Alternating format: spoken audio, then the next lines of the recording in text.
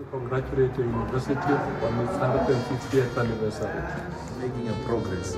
We wish Unisa another 150 years. Ourselves are product of this university and wish many more others can be produced by this wonderful university. All the best. Thank you very much. Thank you so much for being a pioneer all the time. Thank you so much for always standing your ground as Unisa, showing people how it's done. Because when I know Mashiba, everybody's doing online, and you guys started it, right? It's amazing. Thank you so much. Happy 150. It's a happy 150 years of Unisa. Congratulations to the biggest and most respected institution of higher learning in South Africa. I am so privileged to be celebrating 150 years with Unisa today. Unisa is a premier institution in South Africa. I follow the ratings of the university in South Africa a lot, and Unisa is up. Congratulations, Unisa, on being a trendsetter for 150 years in Africa. 350 years, Unisa!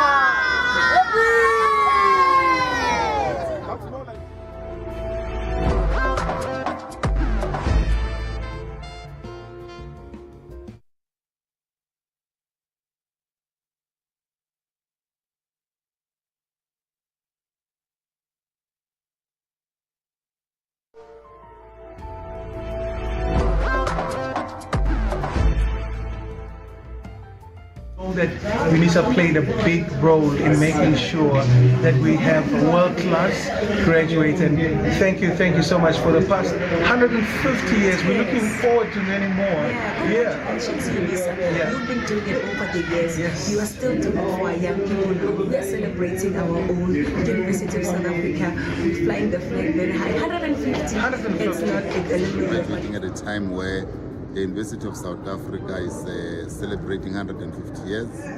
My name is Abigail, and I would like to say happy birthday, Unisa. Well, we want to take this opportunity on the occasion of 150 years birthday of Unisa to really wish the entire academic community, students, the alumni, for this momentous achievement. So that I would graduate this year in 2023 as Unisa marks its 150 years. Hi, my name is Mabatu Munsu, and I'd like to congratulate Unisa on 150 years of making education accessible to people all around the world. Let me take this opportunity to congratulate your university on its 150th anniversary. Making a progress. We wish Unisa another 150 years. Ourselves are product of this university and wish many more others can be produced by this wonderful university. All the best. Thank you very much. Thank you so much for being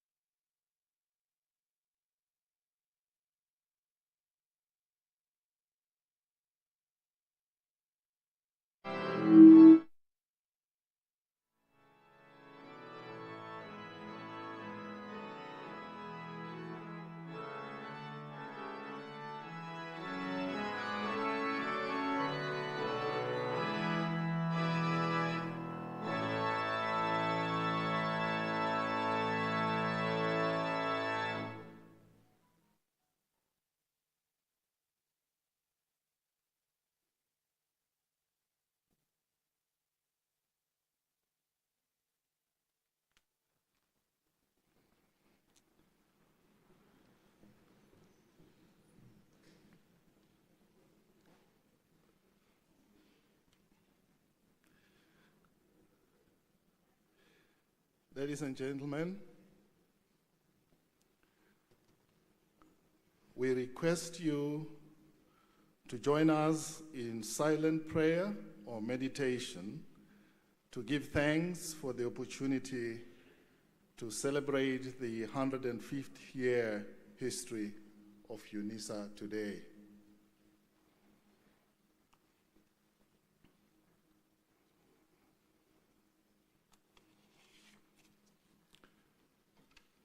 Thank you very much.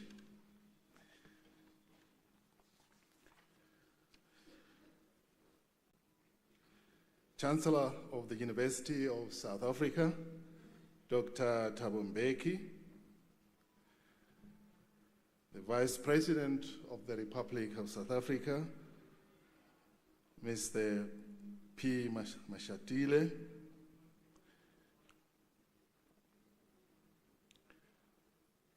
the Minister of Higher Education, Science and Innovation, Dr. B. Nzimande,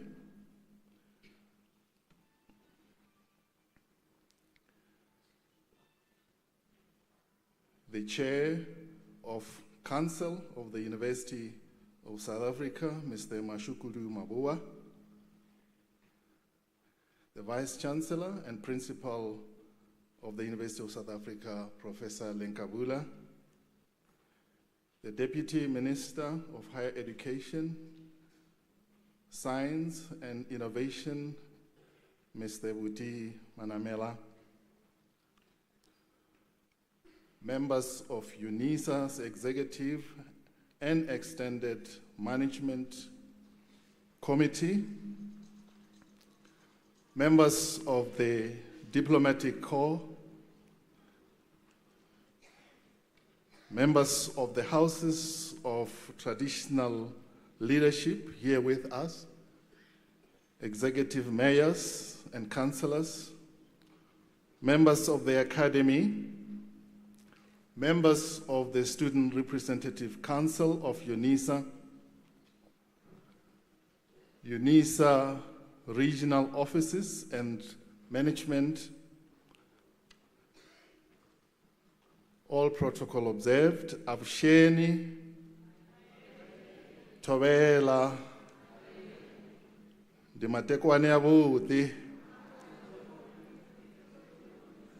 Mbachelo ni Abuti,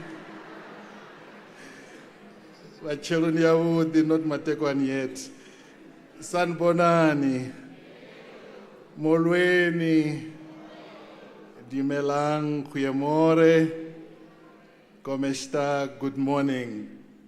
Greetings to you all. My name is Matuhu Thomas Mokhale. I'm the Executive Dean of the College of Economic and Management Sciences, and I'm not alone today facilitating this program. I will have colleagues, Dr. Genevieve James, the Deputy Director, Community Engagement in the institution, Professor Pulens Hekalo, Chairperson of Unisa, Chief Albert Lutuli, Research Chair, and also we have the sign language interpreter, Ms. Tuli Zikalala. My task is a very small and short one. I've been asked to do an introduction of the Unisa time capsule, after which the time capsule is a historic cache of goods or information which is intended as a deliberate method of communication with hope that it will be discovered by the next generation over a period of time set by the organization. The time capsule are mostly created and buried celebrations, such as the 150th year anniversary of the University of South Africa, which we are celebrating today. For this purpose, the Unisa time capsule will be made up of a collection of objects put together to preserve the memory of this institution, experiences, or group of people at this particular point in time. The 150 year steering committee agreed not to bury these items, but to display them on different buildings across all of the Unisa regions. Some few months back, the university ran an online survey for 3 different stakeholders consisting of staff, alumni, and students. More than 350 recommendations were received from these surveys. The Department of Institutional Advancement identified a team constituted by different members of staff and student representatives to work on the surveys and selected the recommendation that best speak to the vision and mission of our university. These recommendations were presented to the 150-year anniversary celebration steercom committee and was approved for implementation. On your way out here, you will notice that there are some display cabinets just next to Senate Hall. These display cabinets contain items that form part of the time capsule project, which will be rolled out throughout the year in different identified buildings of the university.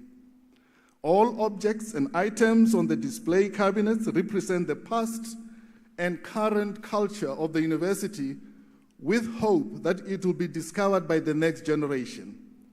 It aims at educating the next generation to know the history of this university. The items include published works of Student Representative Council, the student debt campaign initiated by the National Student Representative Council to intervene on social crisis on student debt. We have, amongst other items, included the past student walk consisting of physical student packages to be able to showcase how Unisa has technologically advanced over the years. One of the most interesting items is the COVID communique sent to staff since the beginning of this dangerous disease. Although we cannot say COVID is gone, the measures put in place by the government and the university in order to avoid losses of lives makes for interesting reading. Another interesting point is that the university kept on providing services to students during these trying times. We have also made available the 150 years branded items to mark this huge milestone achievement of the university, which will be remembered for a very long time. Please feel free as you move out of this hall at the end of the celebration, move by and have a look at our very first time capsule compilation. Others will still follow. That's by way of introducing the time capsule. At this time, I am going to ask Professor Unveiling Lingabula, the principal and Vice Chancellor, to deliver a welcome address.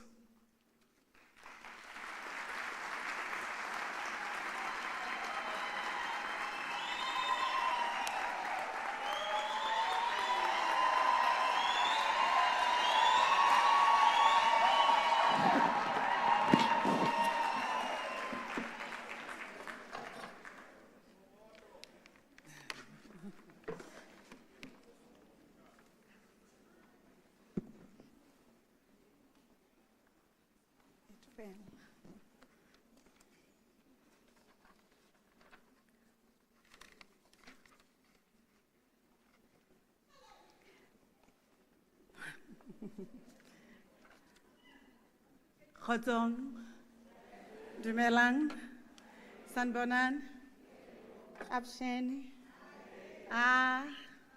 nda.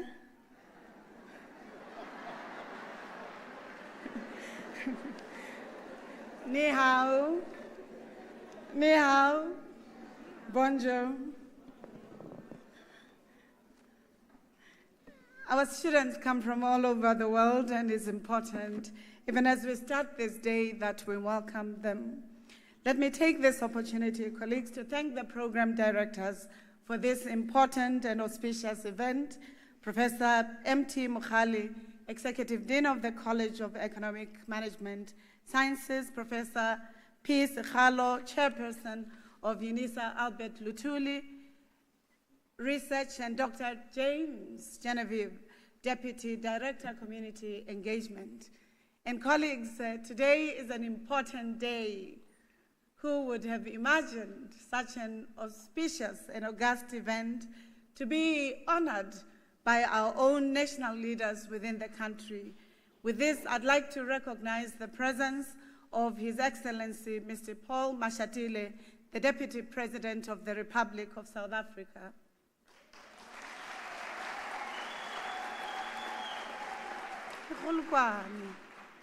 His Excellency Dr. T.M. Mbeki, the former President of the Republic of South Africa and the Chancellor of the University.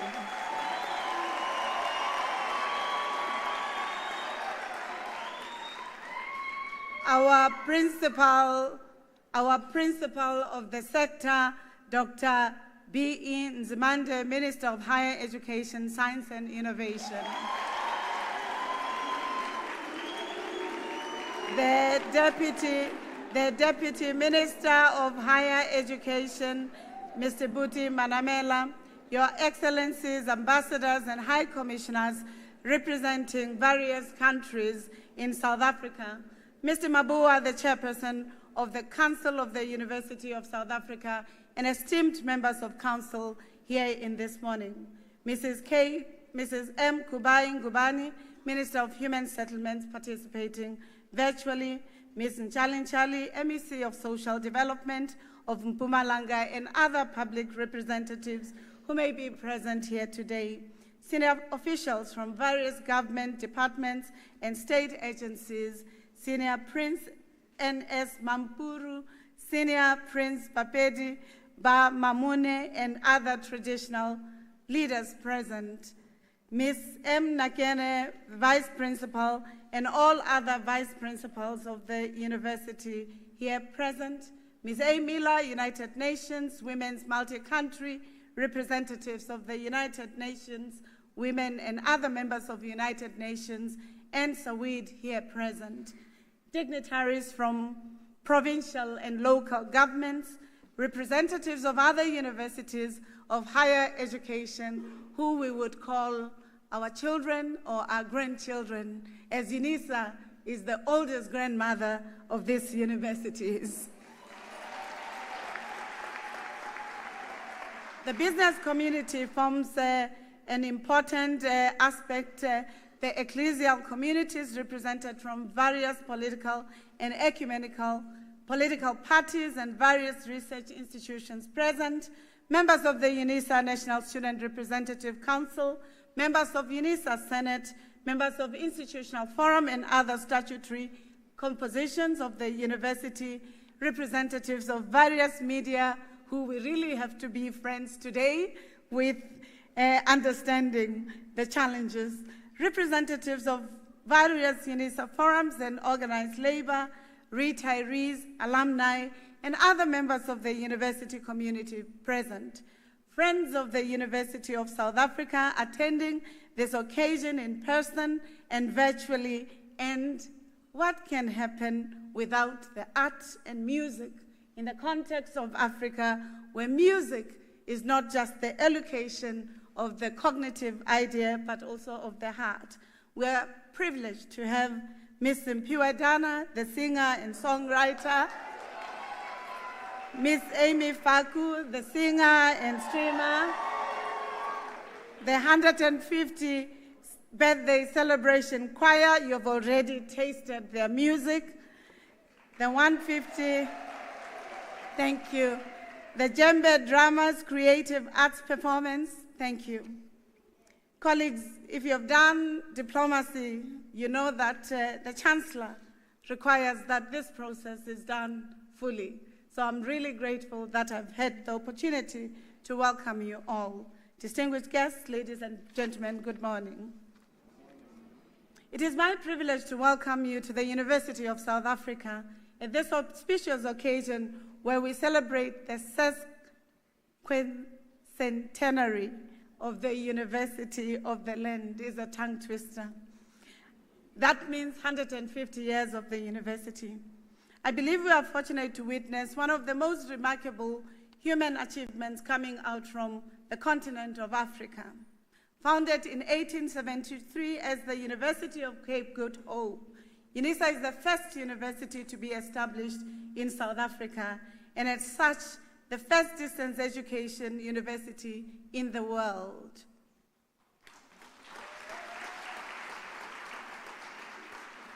As the university turns 150 today, Africans across the continent and in the diaspora and all global community citizens can be immensely proud of this unique innovation they've added to humanity and its civilization.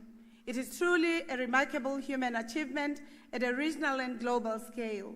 Since its founding, this national and regional treasure has shaped the futures of generations of students, thought leaders, and change makers in the knowledge production, political systems, economic systems, not only here at home, but also on the African continent and globally. We've come a long way as a university that was originally established ostensibly to enable colonial administrators to ensure that colonies are serving the British Empire through the curriculum, and the University of South Africa was thus celebrated in 1823 on 26th of June, with the sole purpose of being an examination center for Cambridge and Oxford universities then. Unisa gave birth to all other universities in this country. These may thus be designated Unisa grandchildren, as I stated. Only in the early 1900s, other universities such as the University of Pretoria, Cape Town, Wits, the University of the Free State were born. So today, ladies and gentlemen, we are celebrating the mother of higher education in South Africa, the University of South Africa, the University of Leaders.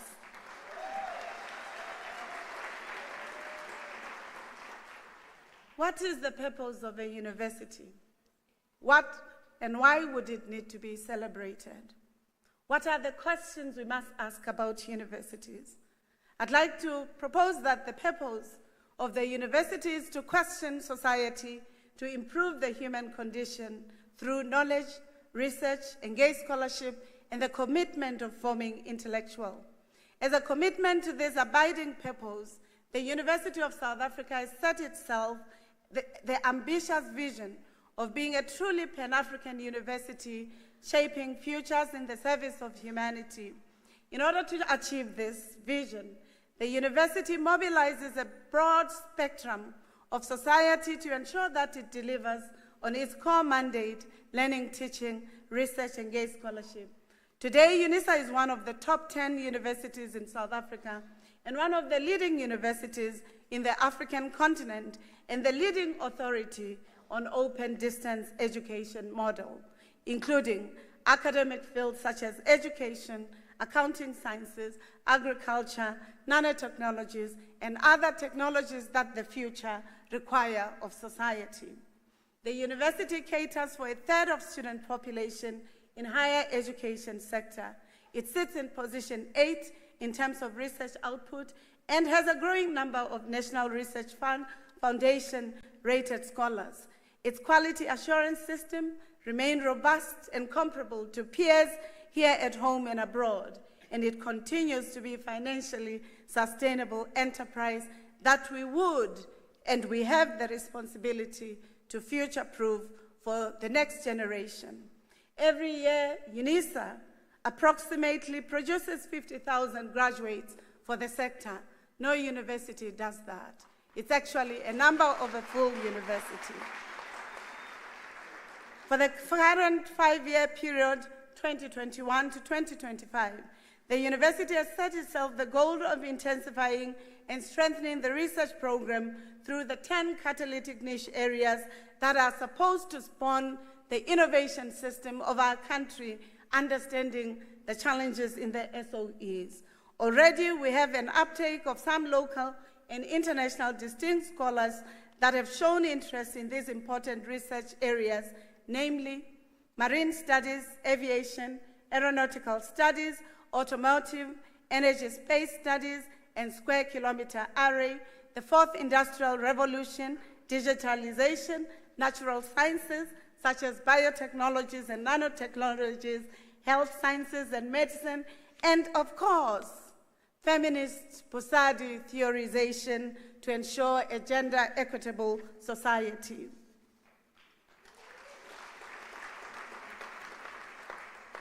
Are we not for gender equality?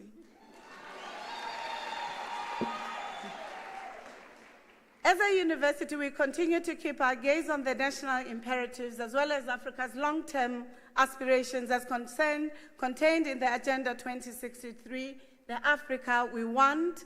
In terms of goal 2 of the agenda, Africa is working towards a well-educated citizen, the skills revolution underpinned by science, technology, and innovation.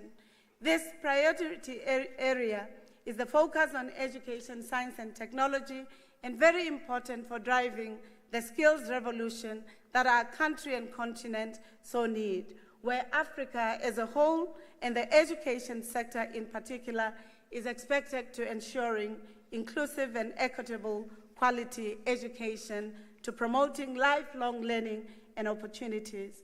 Here at home, the immense contribution that Unisa makes towards the goal of increasing overall participation and success rates in the university sector is quite important. As indicated, our contribution to that idea that the National Development Plan requires of producing doctors that can inform and shape the scientific agenda of our country is quite an important imperative that Unisa cradles.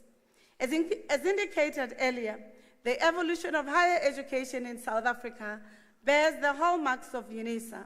More than any other institution in the country and continent, Unisa has made quality education accessible. Our country has made it even more possible for ensuring that students who come from the margins, the economic margins, are supported, and thus the indelible mark of the quest for better life cannot be summarized in any way without thinking about Unisa in the psyche of the country, the continent, and the world. Throughout the 15 decades of its existence, the University of South Africa has traversed a road of transformation that was characterized by ebbs, flows, triumphs, defeats, and yet remained true to its reasons of existence, that questioning and advancing society. As we march to the next 150 years, we need to reflect honestly and critically about the history and place of the university in our national life and the future of the African continent. The contestations of the day notwithstanding, welcome as they are, we ought to think about our actions and the legacy we shall leave behind for generations to come. Given the volatility, uncertainty, complexity, and ambiguous nature of our ever-evolving world, what should be the mission and the key task of Unisa in the next 150 years? Are you going to be part of that partnership that aims at shaping these contestations so that we can form the best citizens in the global world? As I said in my inaugural speech in September 2021, there will be no change without courage. And in this regard, we should always remember the words of the poet, the humanist Professor Kiurapetse Khutisile, who said, "When the clouds clear, we shall know the color of the sky." Let me repeat. When the clouds clear, we shall know the color of the sky. And President Mandela also, in his speech, after his release from prison, after 27 years, he reminds us that strong proverbial idea of being African, that even as we build, sometimes there will be efforts to curtail the building. And he says, it's a very important and profound invitation for us to understand in the efforts of building societies, institutions, and universities that we should ensure that we are committed to the building of the freedom that our country so fought for. In this day, that is the first Freedom Day of the country, were you aware that today is the Freedom Day, the day that the Charter was proclaimed, to ensuring that all of us South Africans work together for the freedom and liberation of this country. So as Unisa, we're proud to be the students of freedom, the students of liberation, the students and scholars who will work together for the practice of freedom, drawing on the accomplished leaders, the alumni of this university, who would have walked the hallways of this university through the postal office, the digital system, but also the classroom. Leaders such as President Mandela, President Thabo Mbeki, the current president of the country, President Cyril Ramaphosa, the former president of the First Republic of the Africans, Haiti, in the Northern Hemisphere, Dr. John Bertrand Aristide, the former Deputy Justice Dikgang Moseneke, Judge Thokozile Masipa, Edwin Cameron, the former Governor Jill Marcos, as it is the current one, the businessman Mark Lamberti, Dr. Mampele Rampele, and others like Basisana Kumalu, who are committed leaders of our societies.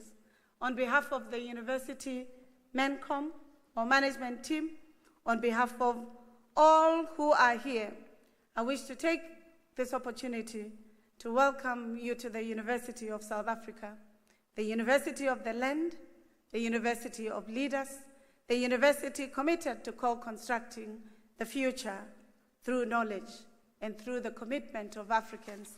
Welcome to Unisa. Happy birthday, 150.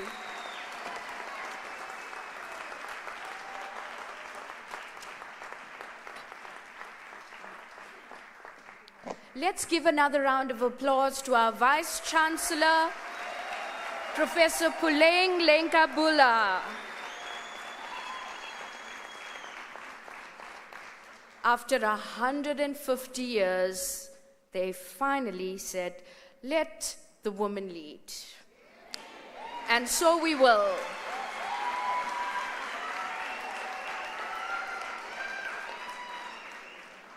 Professor Lenkabula, thank you so much for leading us with courage and passion in this disruptive era. You have crafted a compelling vision, a vision of how Unisa can be a critical partner in the global knowledge society, where knowledge contributes to the shaping of the Africa we want and the world that we desire to live, move, and have our being in. Ladies and gentlemen, it's our birthday. We are 150 years old. Thokozani, Thokozani Bazawana.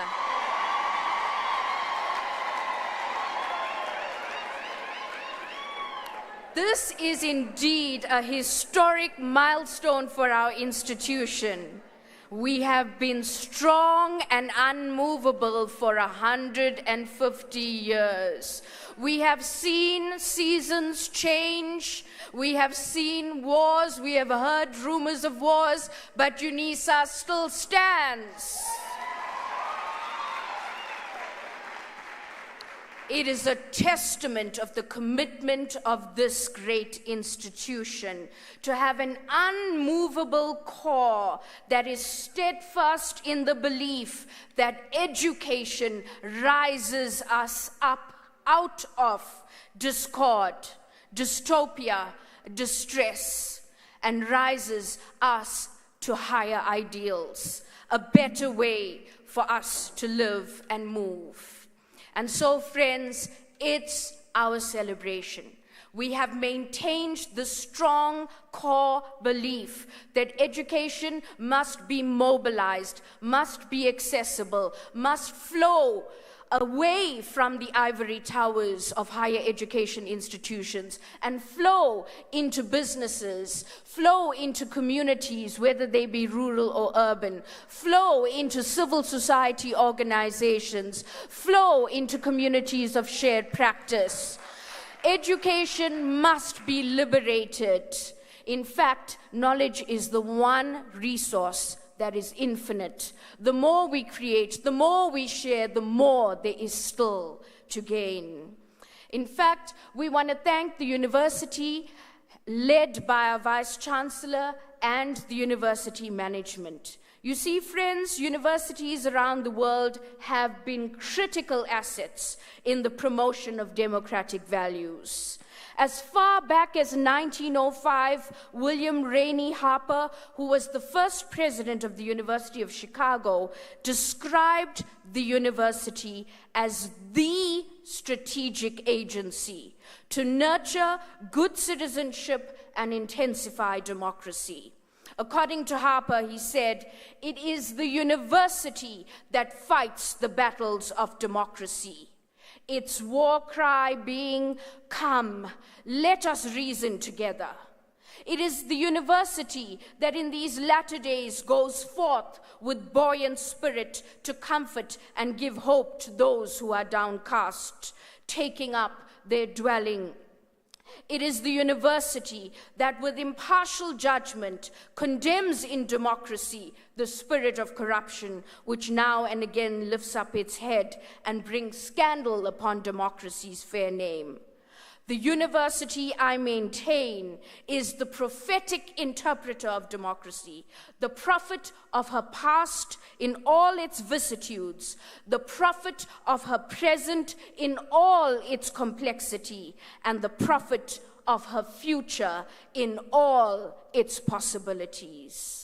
Now, friends, it is my honor as we signify this critical milestone of this core that has remained over 150 years. We also celebrate that while we've had this steadfast core, we also have been living at the disruptive edge.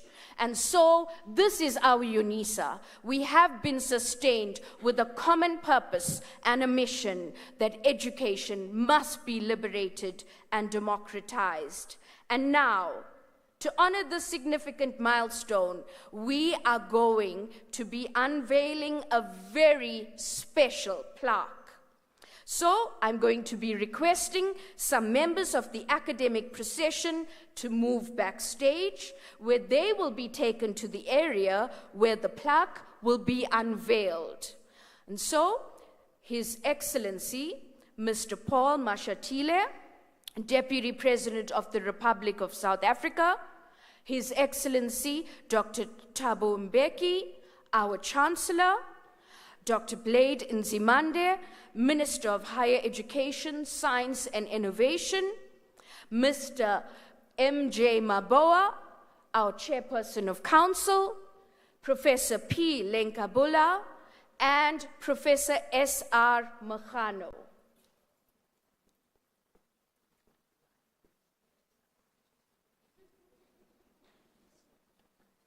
Get yourselves ready. I have warned you in good time. Please do get yourselves ready. You are going to be involved in the special unveiling of the plaque. And so we will be just making sure that you are ushered there shortly. And so I would like to now introduce the 150-year birthday celebration choir, and Mrs. Mpho Sithole will introduce the songs on the stage. So over to you, Ms. Mpho Sithole. Won't you give the 150-year birthday celebration choir a round of applause?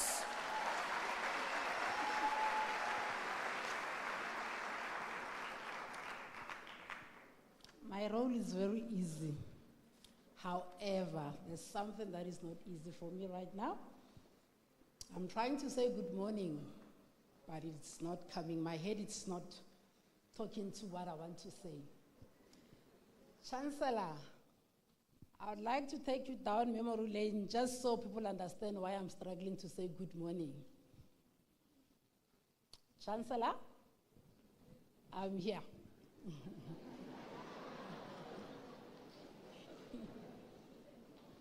So, Chancellor, back in the day, as you would know, I served in a private office.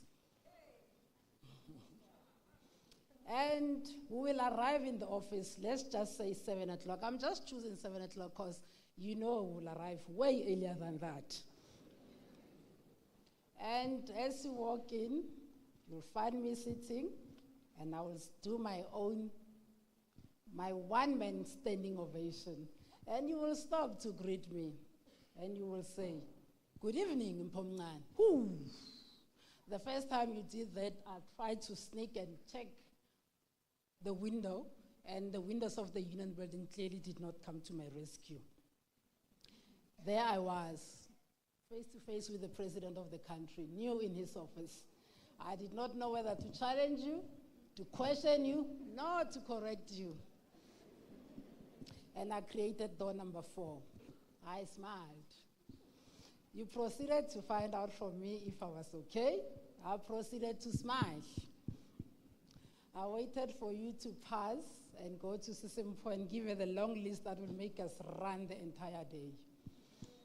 And then I went to Sisimpo and I asked her, "But why did he say good evening while it is good morning?" She gave me this look that said, "Summer down in Mpo, you'll get used to him." I got used to you, and I also realized that you were not doing that intentionally. It was simply because of the program that we updated on your behalf was extremely hectic. When I say hectic, I mean hectic. So I will wait for you to greet for me, I'll wait for you to greet me, and I'll follow your lead, just so I survive the vice versa. Until one day, I was cornered again. You had a special envoy, and I say special envoy because there was someone in that administration. And you started your meeting at the Sheraton Hotel in the morning, and the first meeting in the office was at 2000 hours in the evening. So 2 things will tell me that you have touched down. The 2-way radios, the walkie-talkie as the PPU walks in, and the aroma from the pipe. If anyone is interested about the aroma from the pipe, please visit the Tawambeki Presidential Library. You walked in, and I knew you had a guest, and you took pride in introducing us to your guests. So you came in, you stood to my left. On my right stood the 42nd President of the United States of America, His Excellency Mr. Bill Clinton. And then you said, "Good morning, Mpomncane." I froze because I knew it was evening. But nonetheless, I'm here to introduce the choir, which is going to sing a song called Tuto. And the second song is called Ndawanabana. So Tuto will be conducted by Mr. Itumele Molefe. And the second song is a vendor song conducted by Miss Joyce Mchali called Ndawanabana. Mr. Itumele Molefe, everybody. Thank you.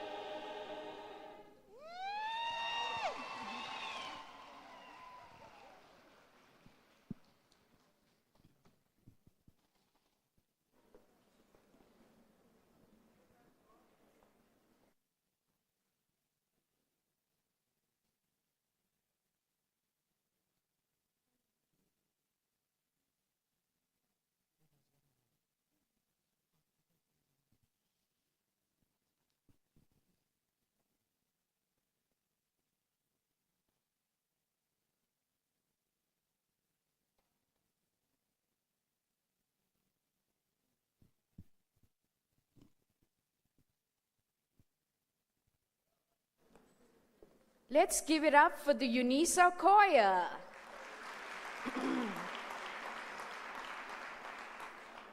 Now, that is a special song arranged just for our birthday celebration. And we want to thank you, Unisa choir, for always providing the soundtrack to our milestone events that are taking place. So friends, next up, we are privileged to have with us the chairperson of Unisa's council, Mr. James Maboa. Over to you, sir.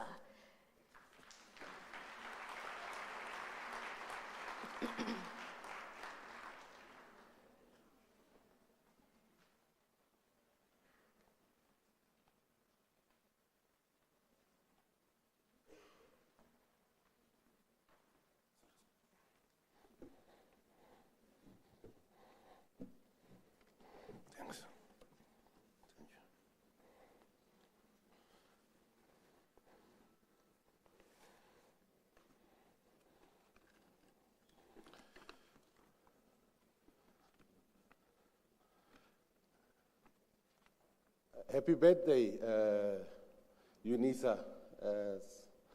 It's a momentous occasion.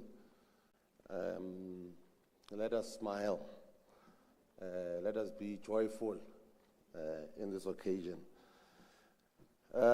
Chancellor of the University of South Africa, Dr. Thabo Mbeki, the Vice President of South Africa, and Atema Shatile, the Dr. Blade Nzimande, the Minister of Higher Education, Science, and Innovation, together with his Deputy Minister Manamela, the Vice Chancellor of South Africa, Prof. Buleng Nkabule, members of Council present here, members of the Executive Committee and extended management of Unisa, representatives of organized labor and student structures, members of the media, distinguished guests, ladies and gentlemen, all protocol observed. Tobel, Legai, our one. Sorry. Let me also acknowledge Pamushat, Tobel, and the Minister, Minister Waka of Human Settlement. This protocol is not complete. I almost made a mistake and got fired here and there. You know.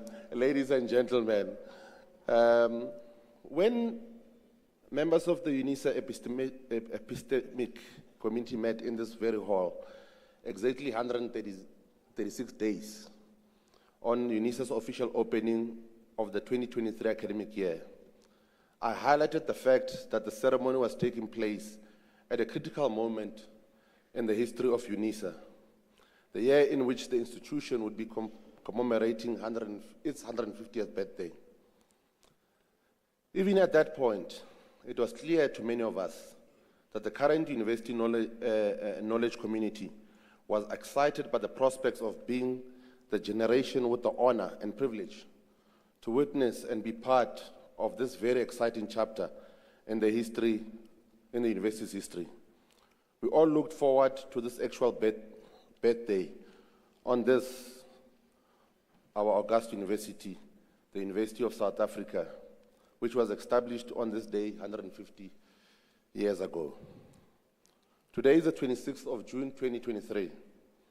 That moment has arrived, and indeed we're here to bear witness and be part of the celebration of the 150th anniversary. Program directors, as we gather on this great hall this morning, a hall that has borne witness to many a memorable and epoch-making event, it is important to remind ourselves that this is a moment for both celebration and reflection.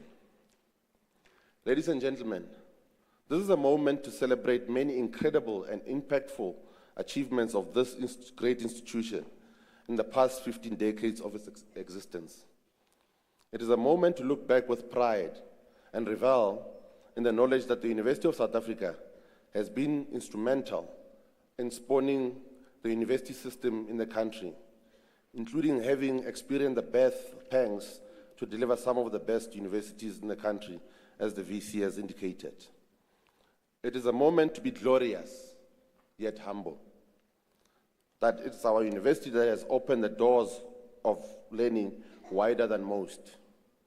This university on the hill has provided much needed hope and access to learning opportunities for people from diverse backgrounds, including those who exist on the margins of our communities, as well as many of our struggle stalwarts who were imprisoned on Robben Island and who could not access such opportunities in any other way.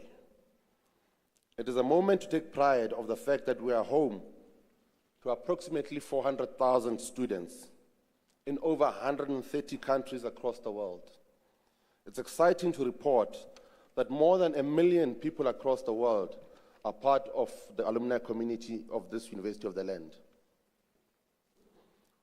This is the opportune moment to celebrate the fact that of all the national enrollments by public higher education institutions in the country, 33%, that's a third, are carried and taught by our university. Over and above this, 20%, that's a quarter, of all graduates produced by higher education sector in South Africa come from Unisa.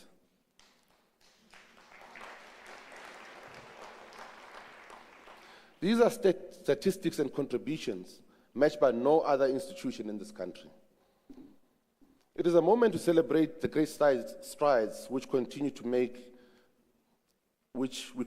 make in world university rankings, as well as publication and research output. I dare say that the following, among others, are the hallmarks of our performing institution. Having our engineering discipline ranked joint #1 in South Africa in the 2023 Times Higher Education World University Rankings, retaining its 8th position with regard to overall publication output per sector for 5 consecutive years, being ranked in the top half globally in the Times Higher Education Impact Results, as well as winning the 2022 Zaire International Award for Research. Actually, I can add here, I think it was Webometrics, in terms of distant learning, were ranked #3 in the world.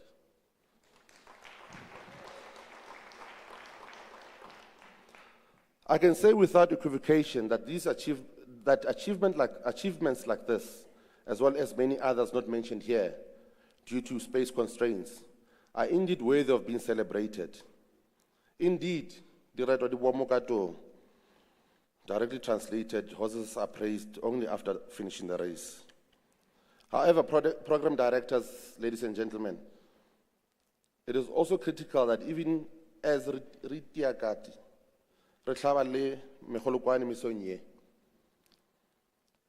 as we celebrate the 150th anniversary of this great institution, I'm of a view that we need to use this occasion to also reflect on the journey Unisa has traveled in its entirety, as well as where we intend to take it over a short, medium, and long term. We must be the first to acknowledge that while much has been achieved, a lot more still needs to be done. An honest reflection of our current circumstances will lead us to quickly and correctly admit that indeed we still have some challenges to overcome.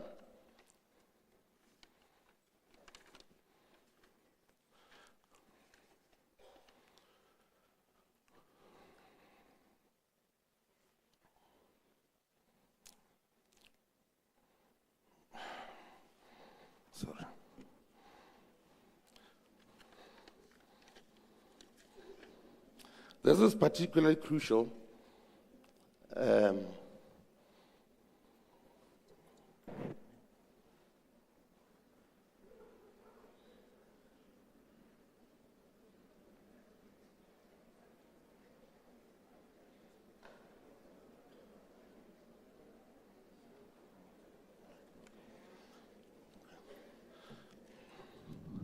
This is particularly important, crucial in this juncture with the challenges that we're faced with.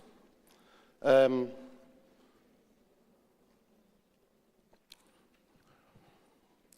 is also important to, excuse me, colleagues, my speech was stolen like the president's iPad. So I will round up, colleagues. I was on the last page. So let me thank those who have attended. Let me wish Unisa the memorable 150th celebration. And let me thank all our guests that have attended this gracious occasion. Thank you.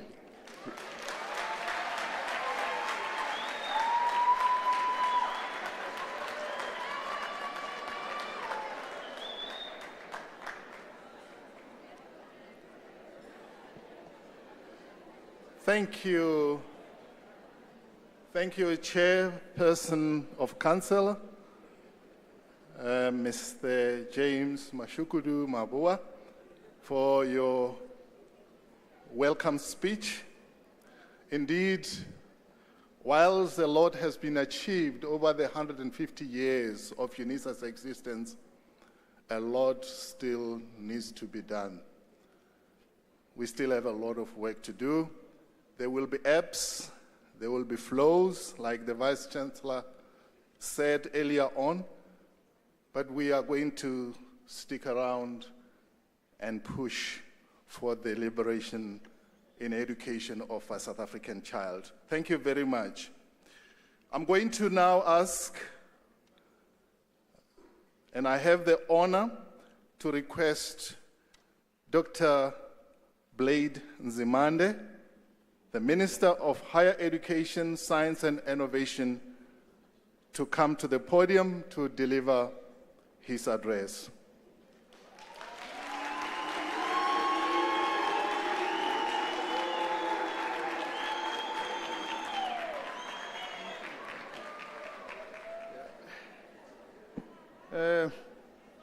Thank you very much, Program Director,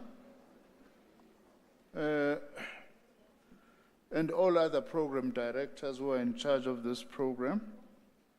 Let me greet His Excellency, Dr. T.M. Mbeki, former President of the Republic of South Africa and Chancellor of Unisa,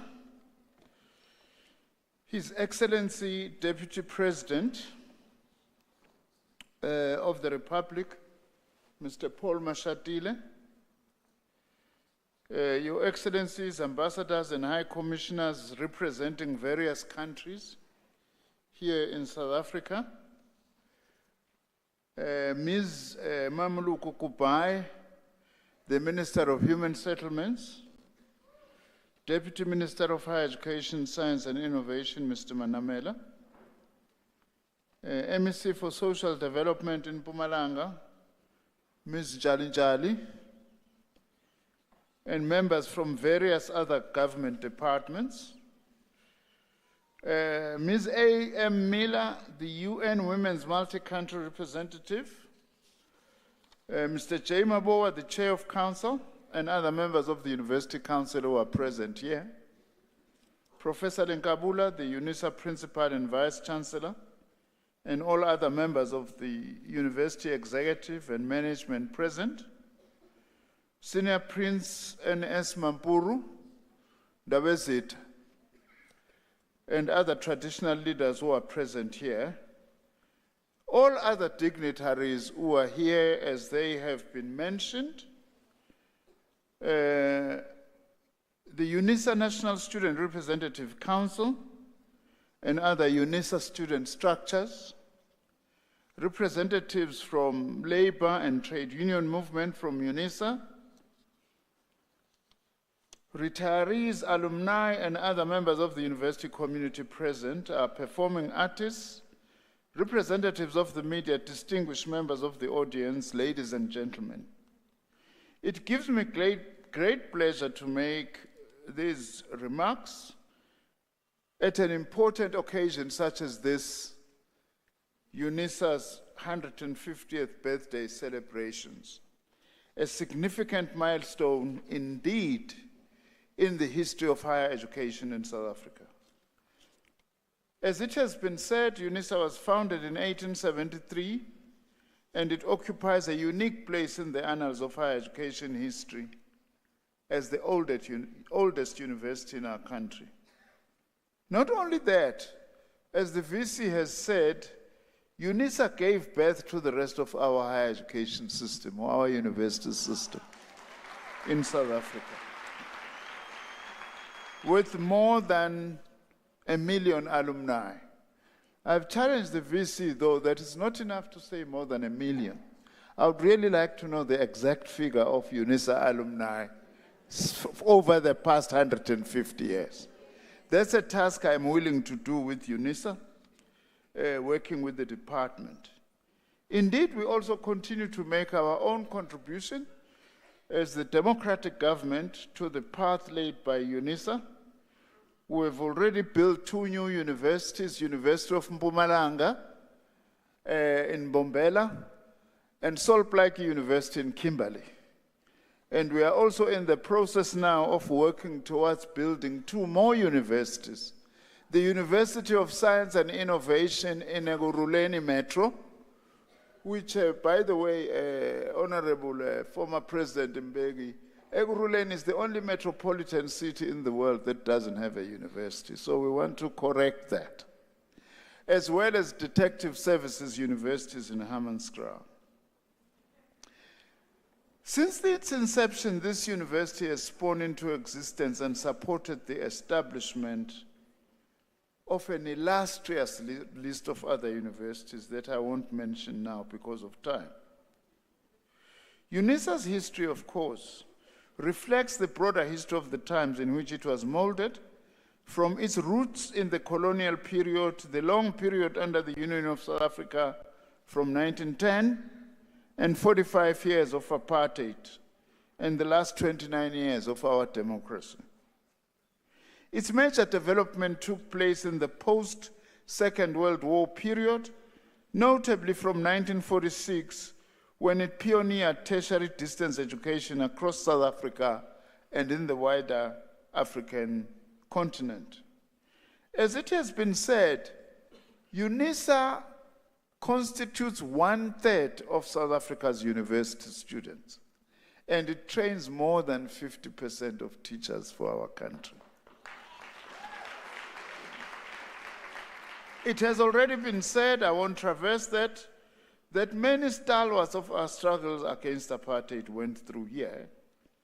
Amongst others, John Langalibalele Dube, the first president of the ANC, and Professor Z.K. Matthews were amongst the first Africans to receive degrees from Unisa, following in the footsteps of the pioneer Simon Peter Mihlali, who was the first black student to matriculate under the Unisa examinations in 1879.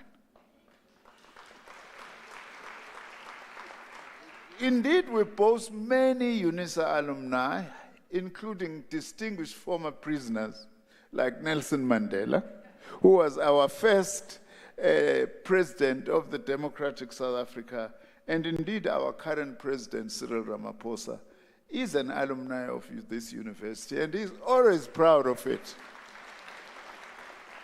That as a student, he was expelled from Tefluop. The only institution that enabled him to finish his law degree was Unisa. Ladies and gentlemen, this gathering is celebrating Unisa's 150th anniversary, and the conference under the theme Reclaiming Africa's Intellectual Futures. Honorable former President and Chancellor Mbeki, to speak meaningfully about a radical imagination for Africa, we have to contextualize the historical moment in which Unisa wants to carve out a distinctive role. We are celebrating 150 years at a time when the world is witnessing the conflict in the Ukraine, major economic and geopolitical rivalries, especially between the United States and China, repolarization of many parts of the world along the new Cold War lines, the weakening of the Second World War multilateral institutions, and emergence of new regional and transnational blocs and alliances. Today, we are celebrating 150 years of Unisa as the world is facing three converging crises, creating unprecedented instability across the world. Firstly is the fracturing of the neoliberal model of growth, and globalization is just not delivering what it promised. Secondly, a major climate and ecological crisis. And thirdly, widening levels of social inequality with devastating effects on the poor and the working people. Whilst the situation is like this globally, our continent is still held back from its full potential by Africa's subordinate place in the global political and economic system, which in itself, as I say, is in crisis. And also our continent is still enduring legacies of colonialism and neocolonialism and internal weaknesses and failures to take rapid advantage of strategic opportunities for renewal. As we refashion, strengthen Unisa, Unisa needs to locate itself in terms of what role and contribution should it play in the addressing of the current global and continental challenges and problems that we face. We expect this of all our universities as government, because our universities must not be just islands that are not located and seeking to tackle the problems that we face. If we don't do that with our universities, then in fact they render themselves irrelevant. So Unisa can't render itself irrelevant after 150 years. And we are very pleased. We are very pleased that it continues to play this role, including the hosting of the Thabo Mbeki Leadership School, which is a very important initiative. The AU Africa 2063 agenda lays out a number of strategic priorities around which future intellectual work, in which there is a crucial role for African higher education, science, and innovation. Equally important, tackling these challenges will, of course, require societal-wide mobilization of all our indigenous resources and capacities. It is my considered view that post-school education and training has a particularly distinctive role to play, as they are hardwired and soft-wired to provide Africa with homegrown, contextually relevant and practical solutions for its own problems.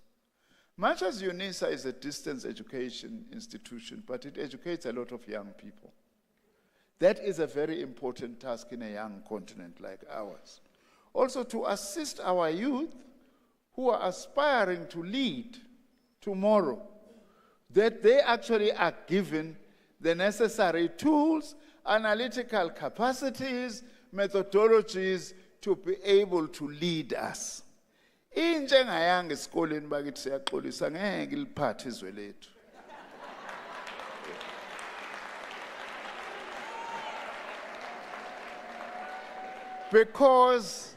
Because as some say, you can't replace ideology or ideas with biology.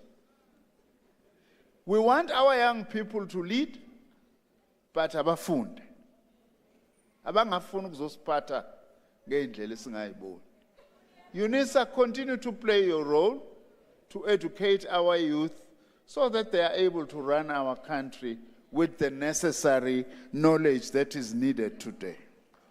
In this regard, I see Unisa, with its vast network of campuses and satellite facilities across 130 countries, the bulk of which is on the continent, as an immense source of innovation to drive the renewal of the African agenda. Also, we're calling upon Unisa to make its own contribution in the development of indigenous Afrocentric epistemologies, methods of research, teaching and learning that are key to sustainable development of the African continent. Please do not train students who are going to only respond to modern technologies, fourth industrial revolution.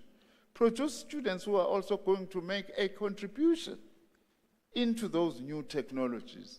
Our students must not just be recipients of knowledge from other continents, but they must also be producers of knowledge in the African continent, not only for the African continent, but for the rest of the world as a whole.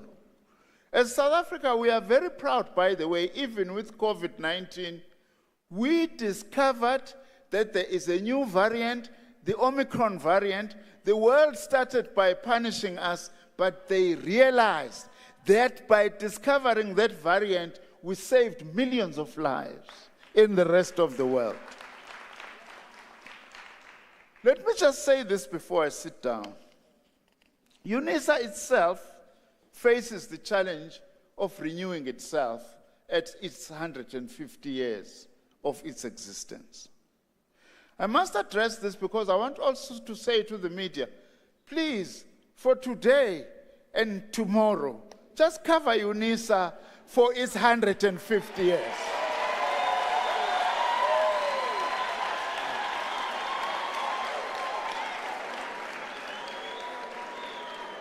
Then later, we can talk about the challenges that are facing Unisa.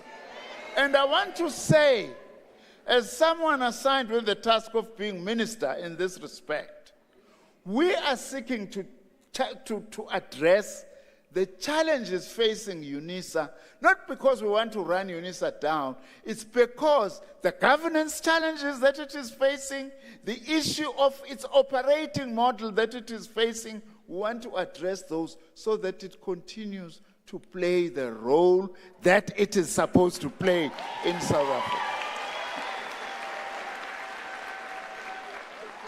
Let us then not allow the actions that we are taking as a department to be a detraction, that all those are aimed at strengthening Unisa to continue what it has actually been.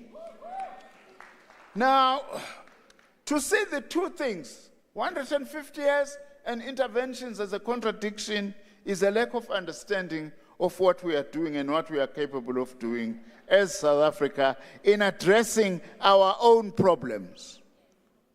Let me make the wish also that future generations of Unisa leaders celebrating its next 150 years in the year 2173 will be able to look back at the 21st century and find in the records of a future as significant evidence of Unisa having left an indelible mark in having made a pioneering contribution to final emancipation of the African continent from its colonial legacies and marking the onset of the much-promised African century. Honorable Chancellor, Chairperson of Unisa Council and Madam Vice Chancellor, I urge Unisa to take advantage of its added leverage of having you, former President Mbeki, as the Chancellor. And please, I urge this university to fully exploit the fact that former President Mbeki is a Chancellor here. A leader who has distinguished himself as a leading thinker and known for his groundbreaking efforts in the revitalization and renewal of the African continent. I want to say now, former President Mbeki, I'm ready myself to join you in this journey by ensuring that we actually we actually establish an African research agenda to develop science that is able to address the needs of our continent. Vice-Chancellor tells me that she is strengthening the science component of Unisa. Indeed, any university needs to do so, and I am very glad that you are doing that. I do want to say also, as I step down, to urge all the constituencies of Unisa to remember, Unisa is not about tenders. Unisa is not about fiefdoms for people who want to do their games. Unisa central mission is teaching, learning, and research.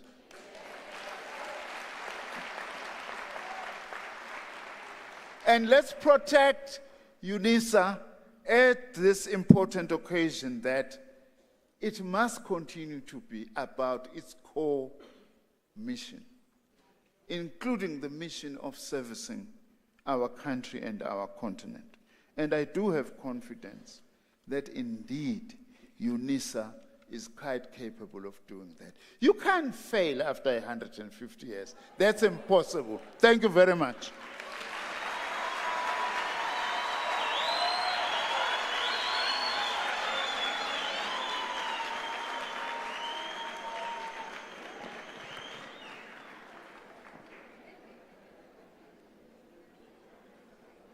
Wow.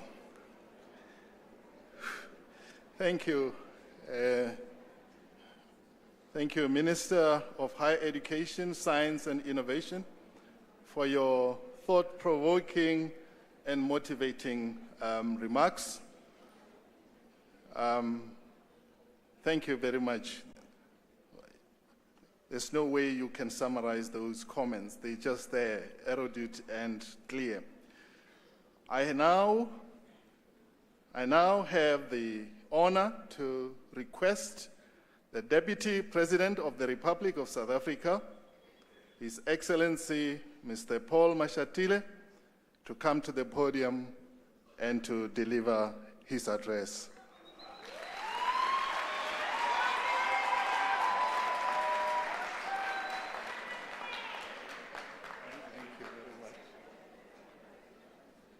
Thank you very much.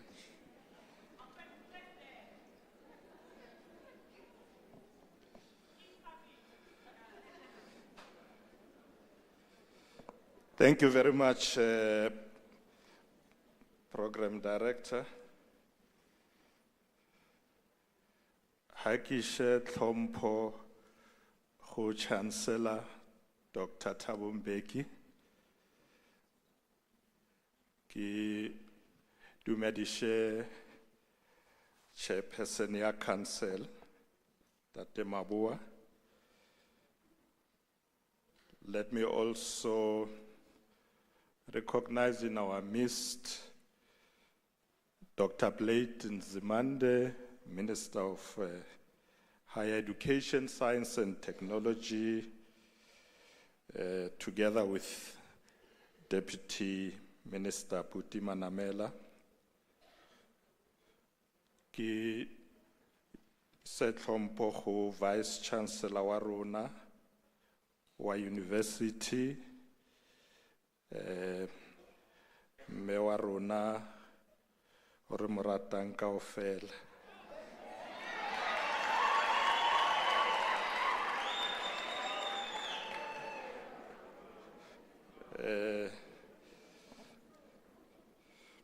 It's good to be led by a woman.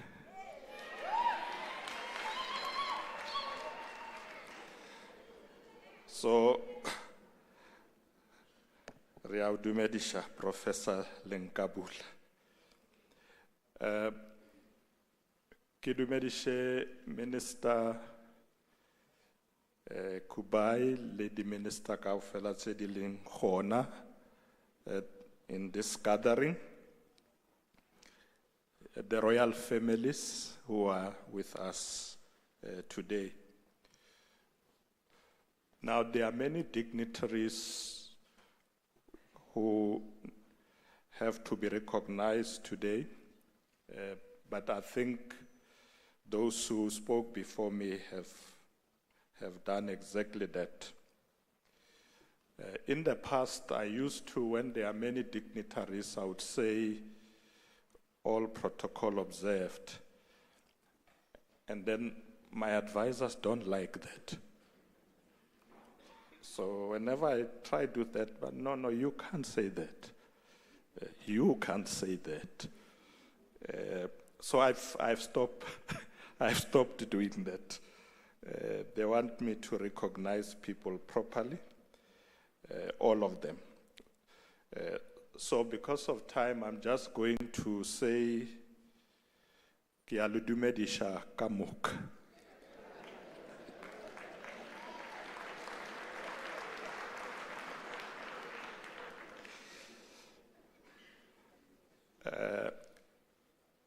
Halala, Unisa, halala.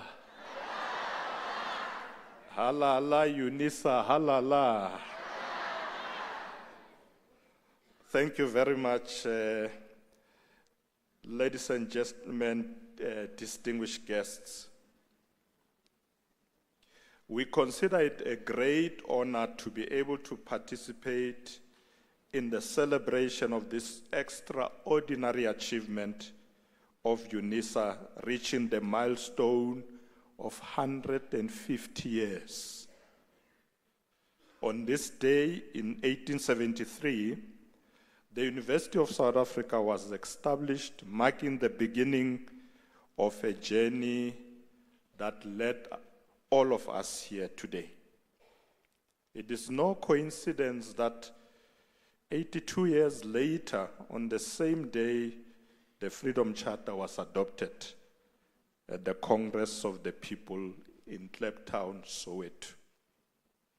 The Freedom Charter instructs us to ensure the free exchange of ideas, the encouragement of cultural expression, and free, compulsory, universal, and equal education for all children. Unisa adhered to this instruction, and over time it has transformed into an institution of higher education that is committed to quality and universal education accessible to all Africans.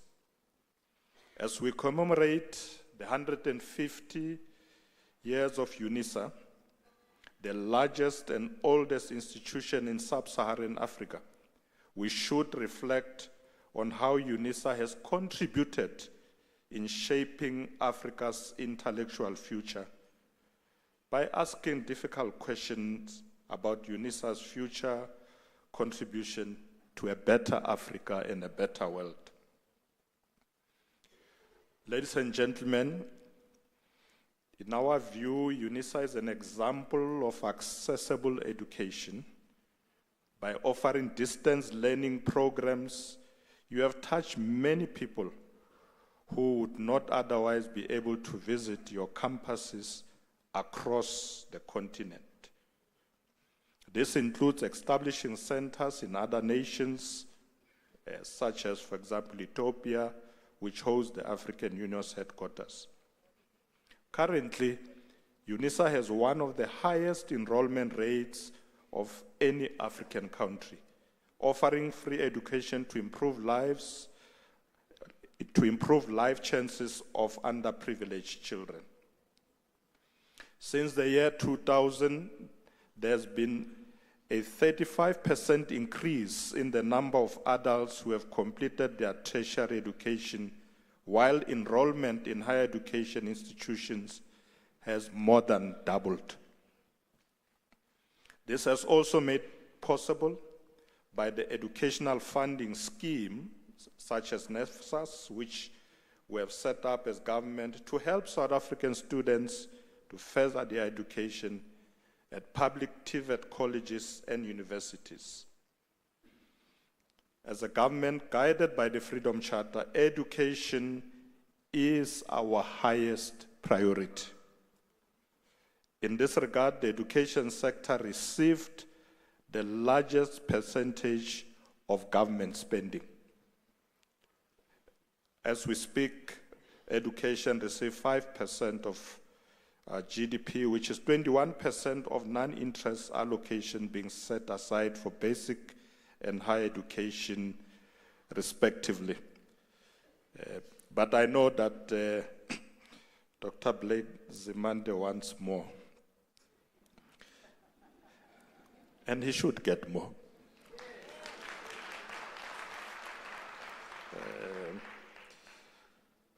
But Dr. Nzimande will agree that we should also give more to basic education as well.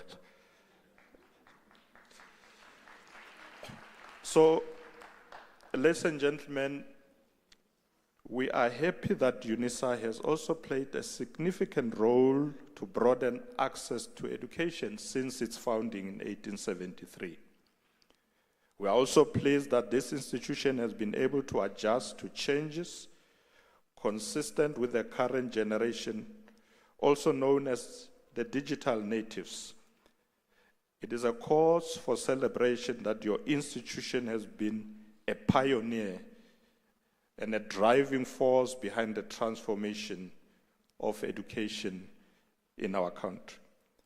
We strongly recommend that you maintain your pioneering position in encouraging other organizations to embrace and rapidly adapt the use of technology as you did during the COVID-19 pandemic period. Ladies and gentlemen, your commitment to remaining flexible in the face of societal shifts is evinced in the breadth and depth of your institution's degrees, diplomas, and certificate programs.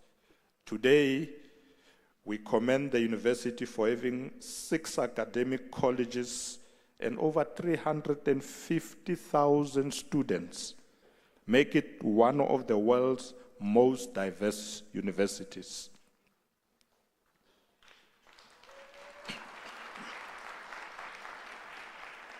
One of UNISA's greatest assets is its dedication to making education accessible to students from diverse backgrounds across the African continent. One of the things I like to say about UNISA is that UNISA will find you wherever you are.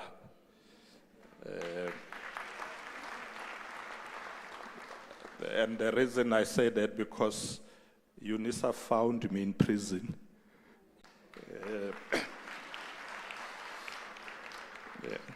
But I did, Chancellor Mbeki, I did a very bad thing.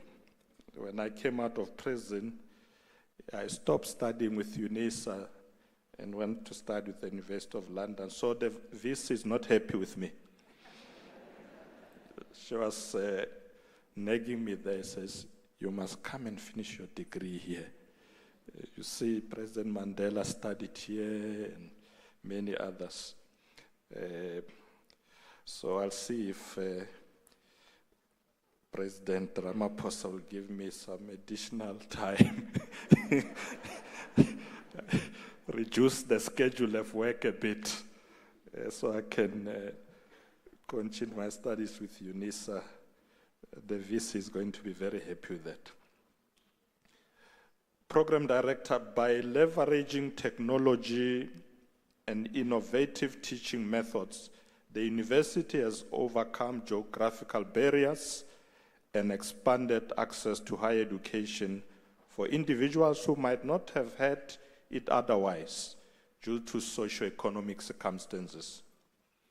The inclusiveness has been instrumental in cultivating a diverse population of leaders, ensuring that African voices and perspectives are presented in influential and decision-making positions all over the world. In essence, UNISA has been instrumental in transforming education by advocating for change, innovation, and equity, and using technology to transform the way we learn. As we continue to shape and reclaim Africa's intellectual futures, as a government, we will continue to partner with you so that we can contribute immensely to an improved education system towards the National Development Plan 2030.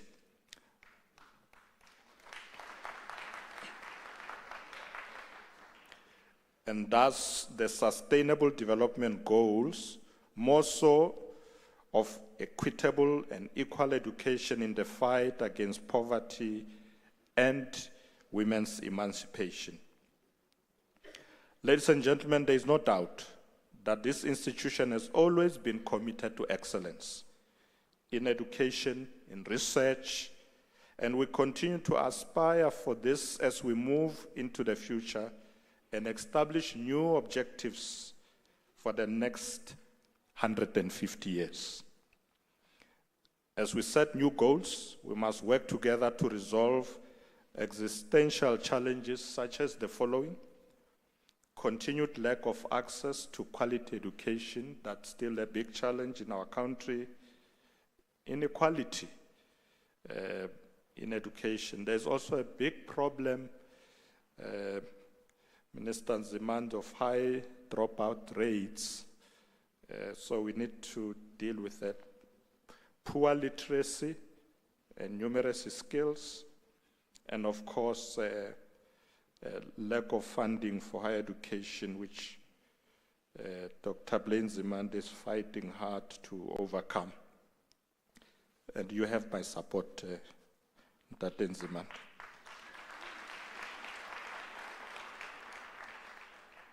Ladies and gentlemen, as we look ahead to the next 150 years, we will continue to invest in the resolution of the aforementioned problems, as well as in the improvement of the delivery of quality education in order to construct education cities, generate much-needed economic skills, and guarantee our nation's global competitiveness.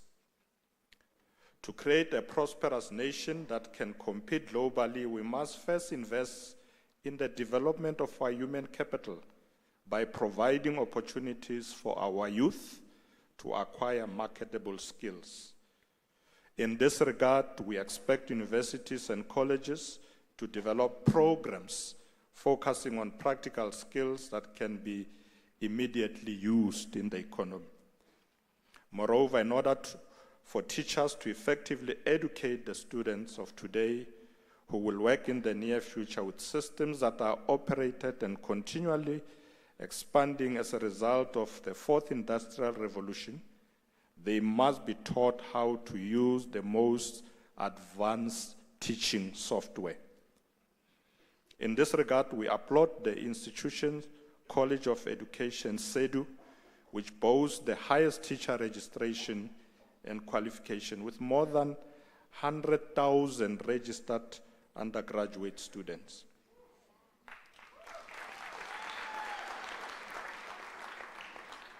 We are comforted by the fact that some of CEDU's educational initiatives to empower teachers include a focus on their qualification improvement through aligned academic and professional programs and engagement with districts of the Department of Education to enable teachers to further their education. We also encourage teachers to be part of various engaged scholarship projects and register for short learning programs to advance their skills.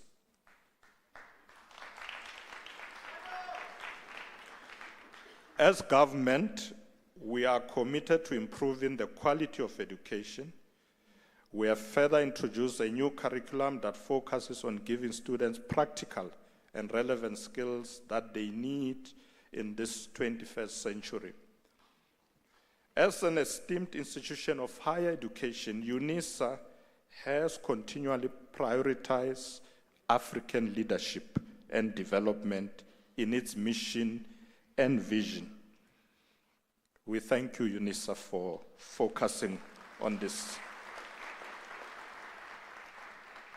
Throughout its 150 years of history, the university has been a key driver in developing the next generation of African leaders and stimulating socio-economic advancement on the continent. Recognizing Africa's unique challenges and abundant opportunities, Unisa has actively worked to equip individuals with information, with skills, and mindset necessary to lead and drive intellectualism. The university has played a critical role in establishing African leadership and development agendas through its unique curriculum, research project, and community participation. Ladies and gentlemen, the new curriculum emphasizes, amongst others, entrepreneurship and encourages critical thinking, innovative technologies, and creative problem-solving skills. These are all key skills required for South Africa to develop a highly skilled and dynamic workforce for its growing economy. While we acknowledge the strides that have been made towards transformation in education in South Africa, the task ahead is still considerable. We must continue to work towards closing the education gap and ensuring that every child has the same opportunity. The transformation of education is a vital part of our country's development. We must continue to work together to give every child the chance to fulfill their potential and become active and healthy citizens who will contribute to the growth of our nation. As we celebrate the 150th milestone, let us remember the thousands of students and staff who have contributed to making Unisa the great institution it is today. We honor you for that.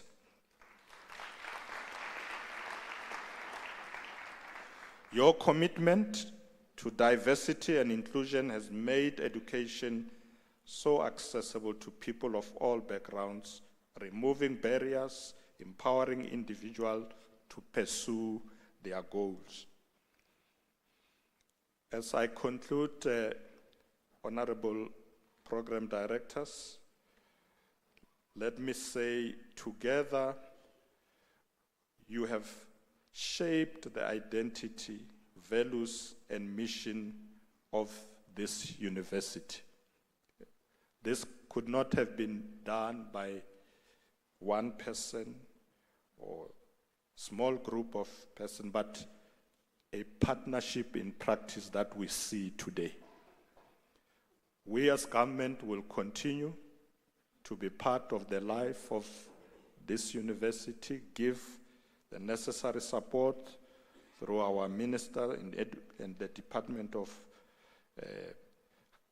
Higher Education and Science and Technology, so that Unisa can see more greatness as we move towards the next 150 years. Ladies and gentlemen, let us also acknowledge the challenges that lie ahead and commit ourselves to building a more inclusive, just, and equitable society. Let me conclude by extending our congratulations to Unisa on its 150th anniversary and best wishes for the future. Thank you very much.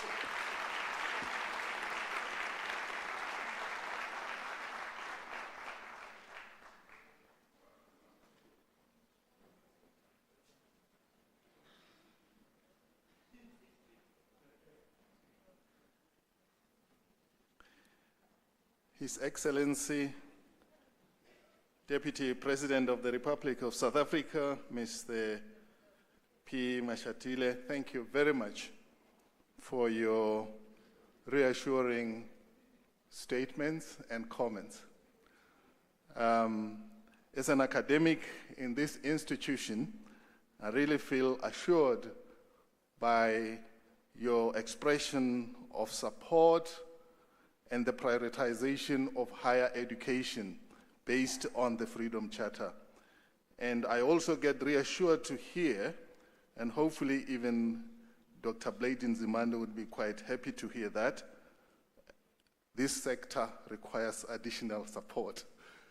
So we're looking forward to your continued support to the higher education sector, His Excellency Vice President. Thank you very much.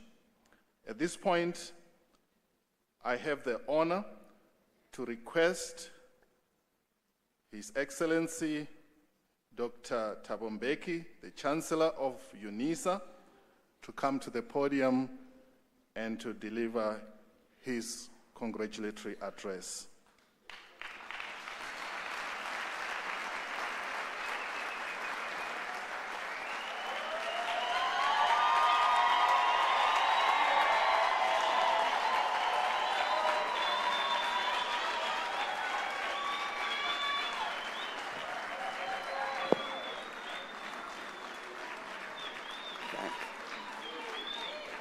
Thank you very much.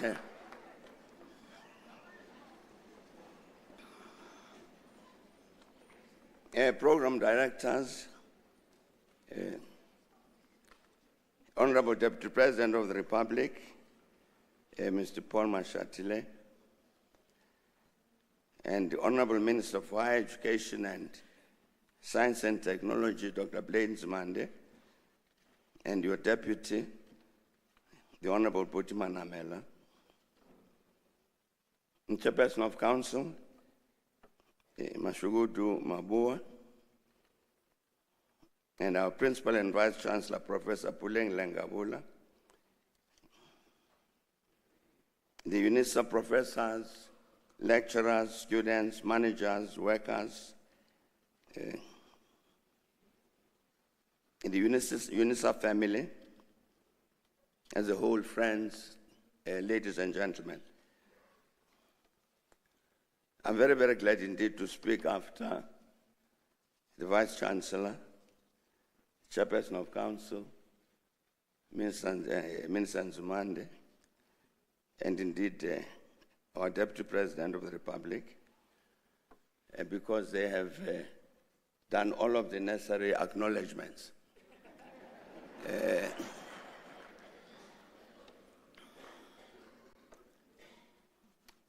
But I must say, Deputy President, I'll just do one additional acknowledgement. I see General Libya in front of us, head of the Hawks, therefore leader of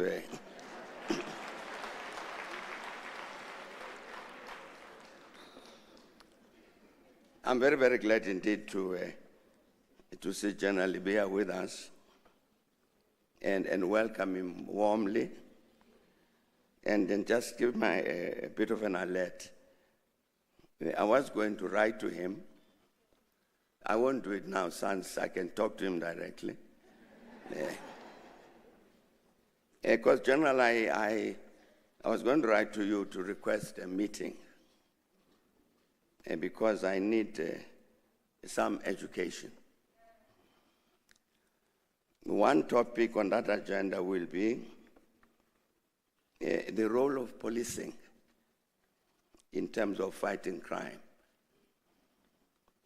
I'm sure you will be able to educate me on that point. I also want us to discuss an important question, in my view, of the ranks in the police service. I have an understanding that the police are not soldiers. And why they are called generals, I don't know.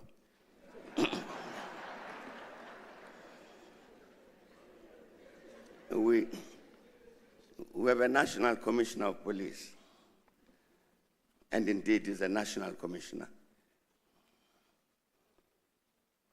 But he's also called a general, which I thought the generals were the people in the National Defense Force. So that's one other topic we will discuss. The ranks. That has to do, as you know, General Libya, with the relationship between the police and the citizens. That matter of ranks is not a matter of words. It's a very, very important matter that has got to do with the practice of policing. But welcome, General Libya. It is indeed a great privilege that I have the opportunity to participate in this happy event of the celebration of the 150th anniversary of the University of South Africa. And I'm pleased to join those who have already spoken to welcome you, Honorable Deputy President, Minister, and all the other distinguished participants, both to the university and to the celebration.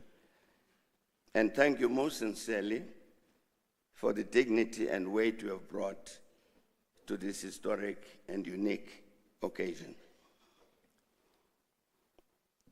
And I believe that this occasion is indeed unique because I can think of no event that occurred 150 years ago in our country in 1873, other than the birth of Unisa, which would be celebrated by all the people of South Africa together.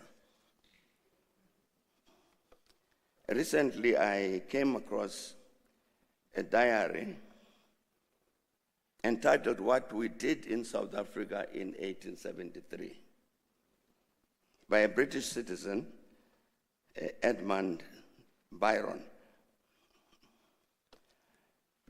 And concerning what brought him to South Africa, Mr. Byron wrote that for some time past, I had been desirous of making a short excursion into the interior of South Africa, partly with a view of seeing something of the country, but principally for the sake of the excellent sport afforded by the numerous varieties of both large and small game, which are to be found there. So Mr. Byron wanted to come shooting animals. And so at last, at the beginning of 1873, he and his wife found the opportunity to visit our country. And here are two of the moments during their visit which Mr. Byron put in his diary. With regard to one of these, this is what he wrote. We went to Mowbray to dine, that's in the Eastern Cape, in the Western Cape, and spent the afternoon with the Bleaks or the Bleaks. Saw two bushmen there, great curiosities, more like baboons than men. Perhaps the connecting link in Darwin's chain between man and the ape. And he said Dr. Blake had got them through the government to assist him in compiling his dictionary of their most extraordinary language. Mr. Byron also recalled a moment when they traveled by ox wagon out of Pietermaritzburg, deeper into the province of Natal. And he says that after they had hired some Kaffirs to accompany them, a queer old fellow arrived at our camp this morning. And then he writes of this queer old fellow. He was supposed to be a swell, a near relation of a chief in his own district, and a queer piece of royalty he made, as ugly as sin, strongly marked with smallpox, got up in an extraordinary rig, and with all very comical in appearance. He was told off to fetch water, mind the fire, wash up, and generally assist camp, who, unable to master the click in his Kaffir name of Klangelan, turned it into slangy as short and easy to pronounce. This fellow was a perpetual joke among us, but he was no fool. Liked all he could get and was not over fond of work, but a very good nigger on the whole. So that's Byron's diary. And I cited to remind ourselves that even as Unisa was born, most of us then were bushmen, Kafirs, and niggers. And indeed, we have got cause to celebrate Unisa's birthday because, to my knowledge, it never excluded from its classrooms any of our citizens, despite the setting into which it was born. On the very eve of this celebration, a report on Unisa by a properly appointed independent assessor entered the public domain, generating great worries about the future of this university. And I'm very glad to talk about this matter after following Dr. Nzimande. In this context, I hope that many of us have read the relatively short article on Unisa by one of our leaders that I greatly respect, Dr. Musibundi Mangena, former president of AZAPO and former Minister of Science and Technology. And among others, this is what Dr. Mangena wrote. He said, some of us were alarmed and saddened by stories circulating in various media outlets in recent weeks about alleged wrongdoings at the University of South Africa, Unisa. And he said, every patriotic South African should be worried by the apparent decline in the prestige of Unisa, but the collapse should induce earthquakes in our heads. Students whose circumstances, including inadequate financial resources, family responsibilities, or lack of space at contact universities, have been able to pursue their studies through Unisa. And this includes many students who were expelled en masse or walked out of universities in 1972 as a result of the student and political activist Nkubutse Tiro's affair at the University of the North, TEFLOP. And those of us who found ourselves on Robben Island because of our political activism, and all of whom studied through Unisa. And he said, in addition to being the biggest university of its type on the African continent, it is also headed by an African woman, Professor Puleng Lengabula, for the first time in its long and distinguished existence.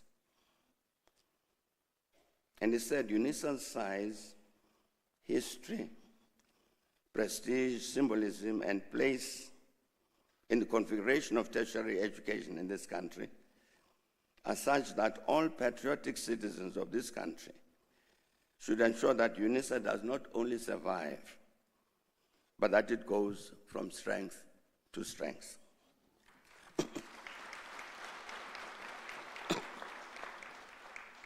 And he said, considering the special history and status of Unisa, we should all make sure the institution is protected.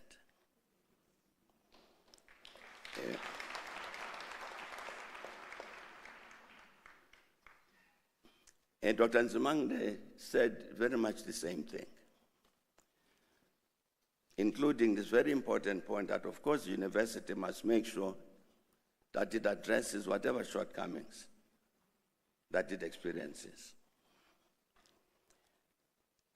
And then, Dr. Nzimande, I heard you very well when you talked about the possible role of the Chancellor. I'm very, very glad that you offered your services, that you're willing to work with us as we continue to address whatever challenges the university faces. I'm very, very pleased that about what Unisa has done.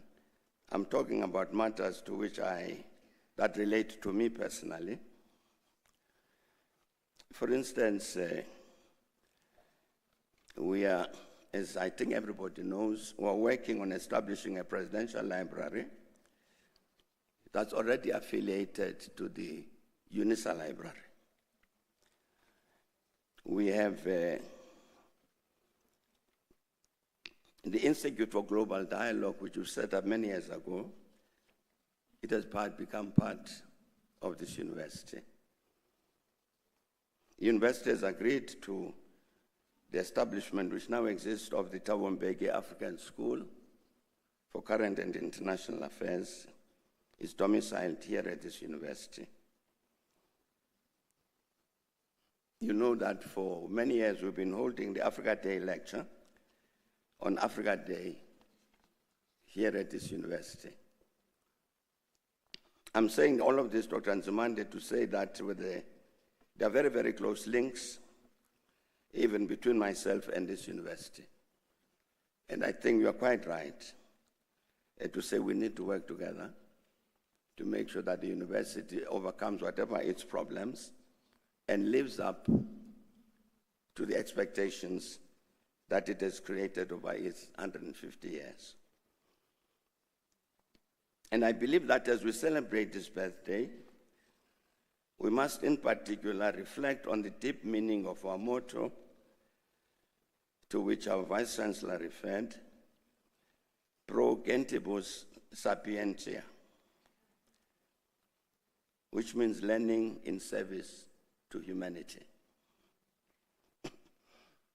And of course, this relates very directly to our vision, which is towards the African university in the service of humanity.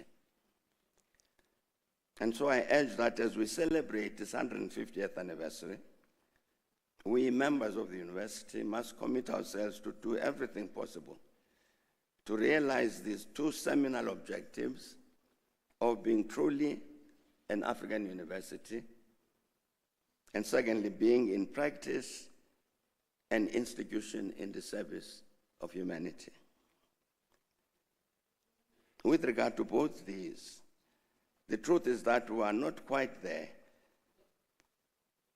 as the chairperson of council said, but have the will and capacity to achieve these historic objectives.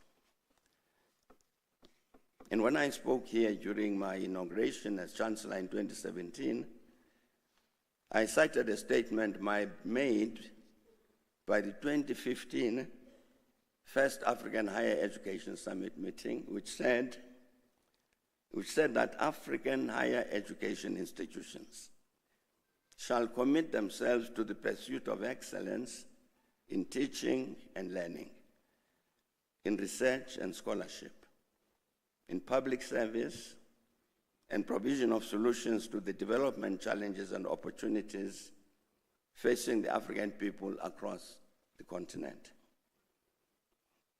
And this speaks exactly to what will inform Unisa's endeavors as it advances towards its 200th, its bicentenary anniversary. I'm saying 200, not 150. 50 years, not 150, because I'll still be around in 50 years' time.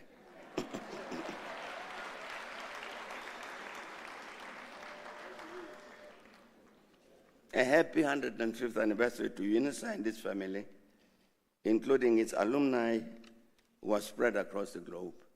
And thank you very much indeed for coming. Thanks a lot.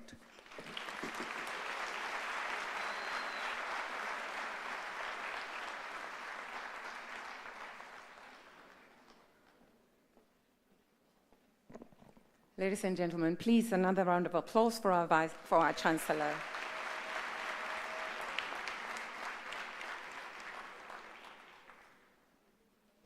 His Excellency Chancellor Mbeki, thank you very much for your remarks. Thank you for your congratulatory note. And most of all, thank you for reminding us of the importance of history. I think the story of Edmund Byron gives us an indication of the importance of us knowing where we come from. You once said, Chancellor, if you don't understand history, you will not be able to deal with today's issues. Those are your words, and I think they still ring true today. You also said, as Africans, we need to share common recognition that all of us stand to lose if we fail to transform our continent, if we fail to transform, in particular, our institutions of higher learning. And you also say, when will the day come that our dignity will be fully restored, when the purpose of our lives will no longer be merely to survive until the sun rises again tomorrow? So, as part of Unisa, as part of us reclaiming Africa's intellectual history, for us this means recentering indigenous knowledge systems, as Ubaba Nzimande reminded us.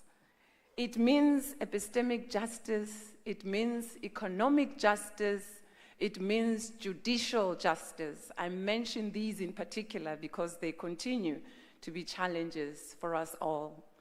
And with that, ladies and gentlemen, let's just take a moment, pause, relax, and invite the 150th celebration choir to please render an item for us. Please enjoy.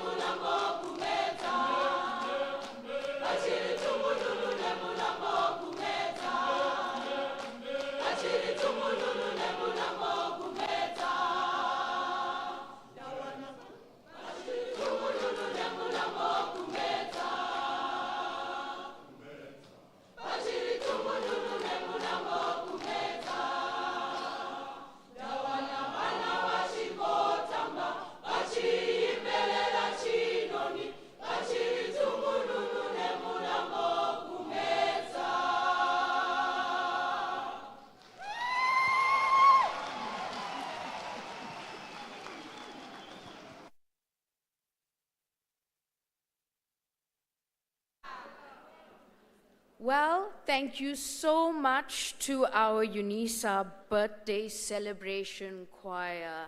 And Sophie, you just rocking it, girl. Great to have you with us. Now, coming back to that special plaque that we are going to be unveiling, I've already told our special guests to be prepared, and we're going to be seeing this special commemorative plaque, and it's going to be unveiled by His Excellency Mr. Paul Mashatile, our Deputy President of the Republic of South Africa, His Excellency Dr. Thabo Mbeki, our Chancellor and former President, Dr. Blade Nzimande, Minister of Higher Education, Science and Innovation, Mr. M.J. Maboa, Chairperson of Council, our Principal and Pro-Vice Chancellor, Professor Puleng Lenkabula. Ladies and gentlemen, would you not give them a round of applause? You've heard from them, they have shared their hearts, and now we invite these special guests, our leaders, to go ahead and go to the special plaque that will celebrate Unisa's 150-year milestone. So I'd ask you now to prepare yourselves as you head on.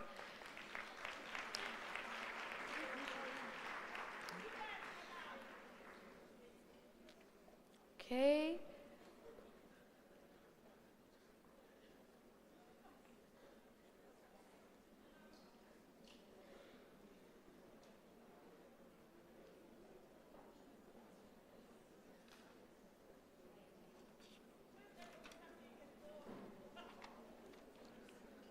Now, don't you worry, we are going to have a view of the special commemorative plaque.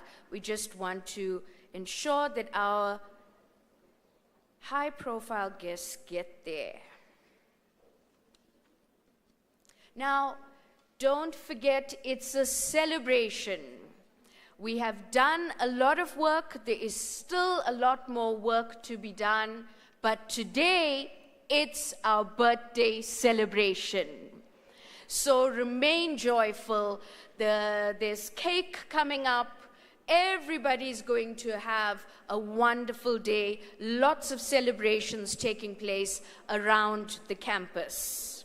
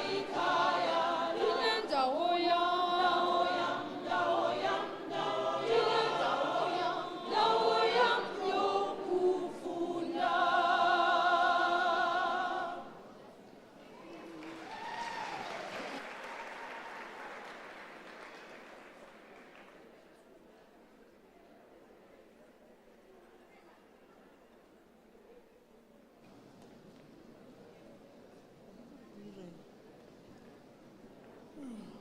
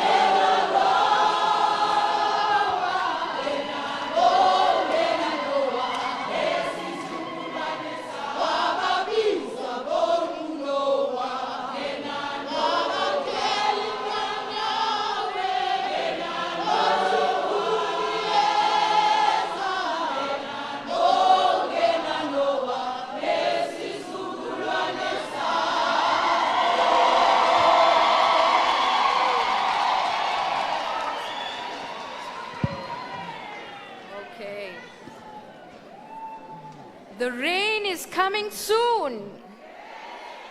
It's gonna rain. And so, Unisa, we celebrate 150 years of commitment to higher education.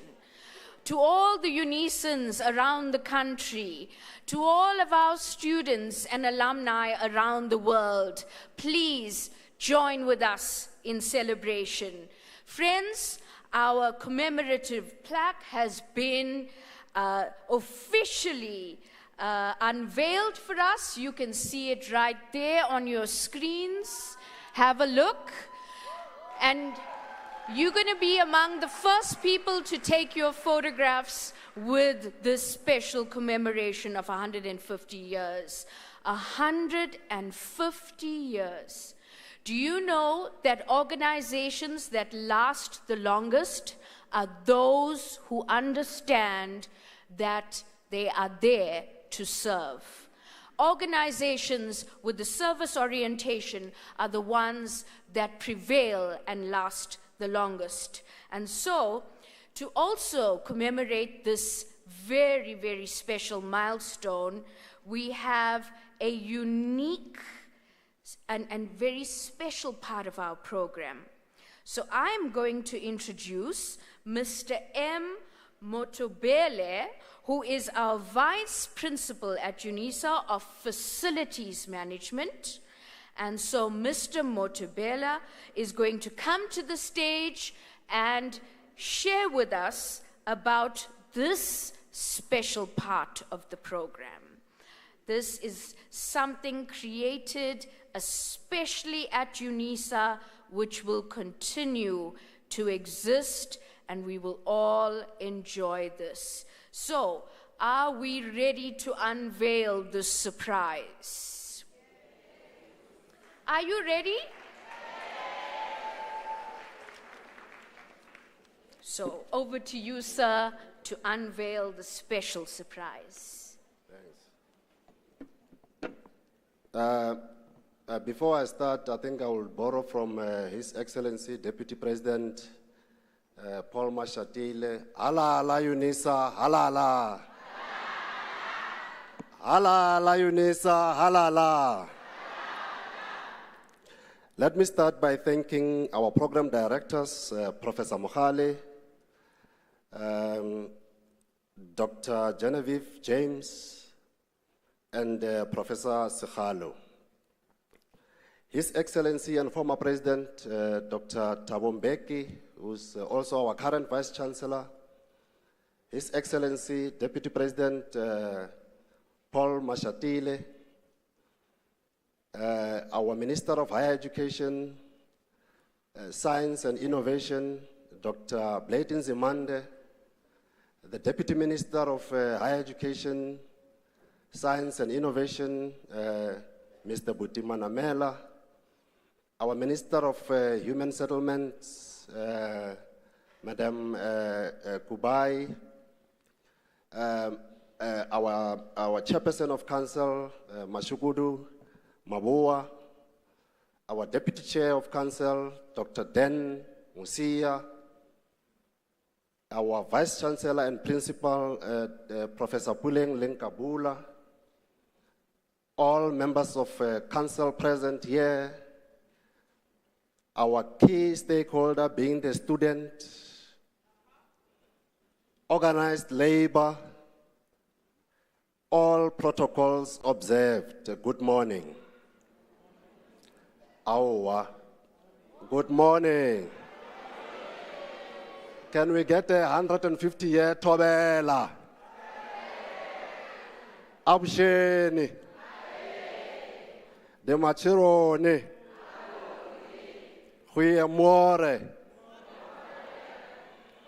Thank you very much, ladies and gentlemen. It is indeed a great honor and privilege to be the one to introduce Unisa's sesquicentennial rose. Did you get that?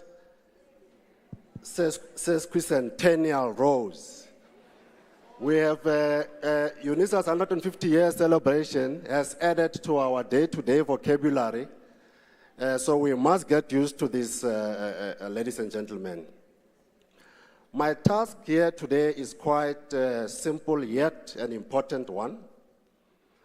In preparation for the 150-year celebration, our university, through operations and facilities, came up with an idea of identifying a unique and beautiful rose that has never been named before, and most importantly, that does not belong to anyone.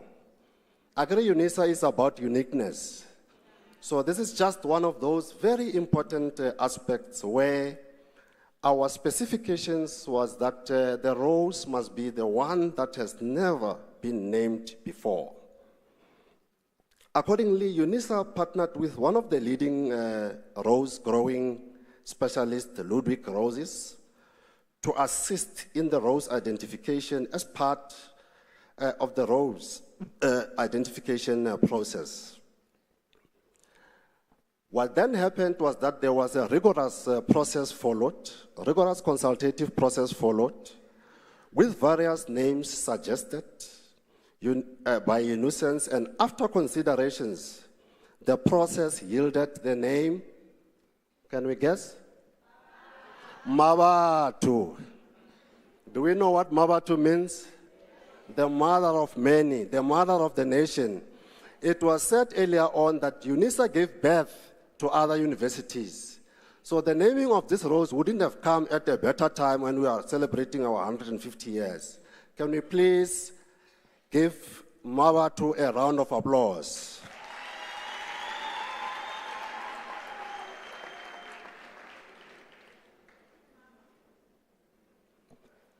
Mabatu Rose was specifically chosen to honor this occasion as it is a tribute to all those who have dedicated their lives to Unisa and its mission. The rose species is known for its vibrancy, fragrance, strength, and resilience, and the ability to thrive in various conditions, and so is Unisa. Like this beautiful flower, Unisa has endured many challenges over the years and also currently. And yet, Unisa continues to grow stronger and stronger. As Unisa faces these challenges, Unisa continues to gain strength day by day. A journey that has been characterized by hard work and dedication of staff, students, and the alumni. That's what this flower characterizes. Mabatu Rose will forever be connected to our proud history and brighter future of our university. We hope that this beautiful flower will inspire future generations to continue to strive for academic excellence, innovation, community engagement, as well as social justice. Mabatu will be officially registered as Unisa's sesquicentennial rose here in South Africa, as well as the United Kingdom.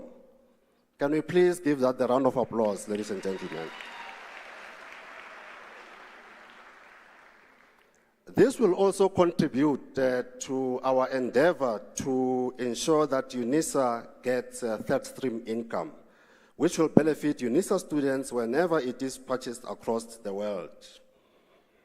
I would like to thank all Unisans for their contributions and unwavering support towards the Mabatu initiative. We also would like to thank CAES for always guiding the institution with regard to issues of environmental and also agriculture. Thank you very much. We would also like to thank Ludwig Roses for agreeing to partner with Unisa. Ladies and gentlemen, can we take this moment to please give Unisa 150-year Mabatu a round of applause.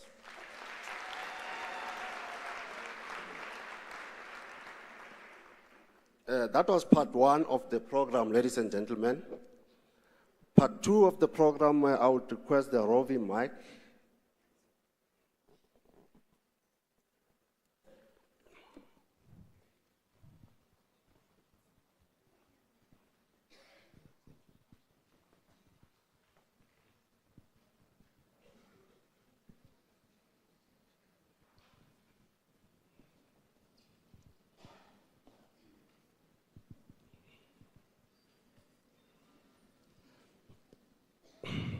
Ladies and gentlemen, for the unveiling of the Rose Mabatu, I would like to call upon His Excellency, our Chancellor, Dr. Thabo Mbeki, and also I would like to call upon Dr. Blade Nzimande, the Minister of Higher Education, Science and Innovation. I would also request the Chair of Council, Mr. Mabua, and our Principal and Vice Chancellor, Professor Puleng Lenkabula.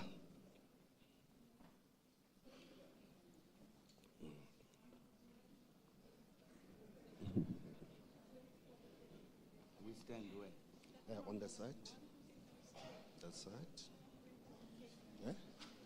Okay. Big rose. Yeah, it's a big rose.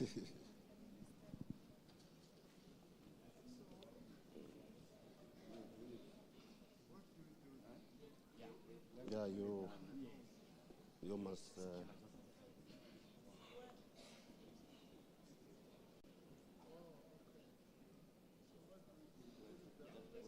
I'll just pull it. 1, 2, 3, 2, 1. Let's go. There is Mabatu, ladies and gentlemen.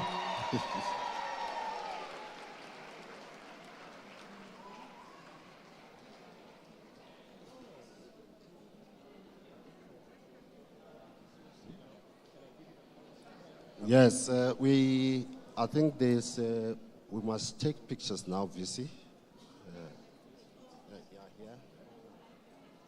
And we'll allow our colleagues to hand over. These are the roses. Just it's your token. Yes.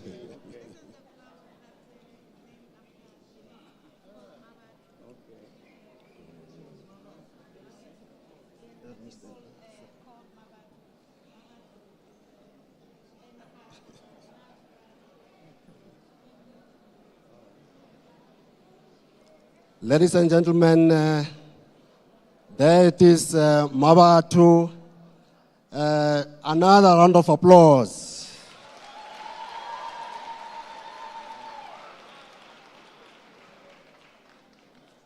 Thank you very much. You may be seated. We'll just leave them there. Yeah, you can just send them back.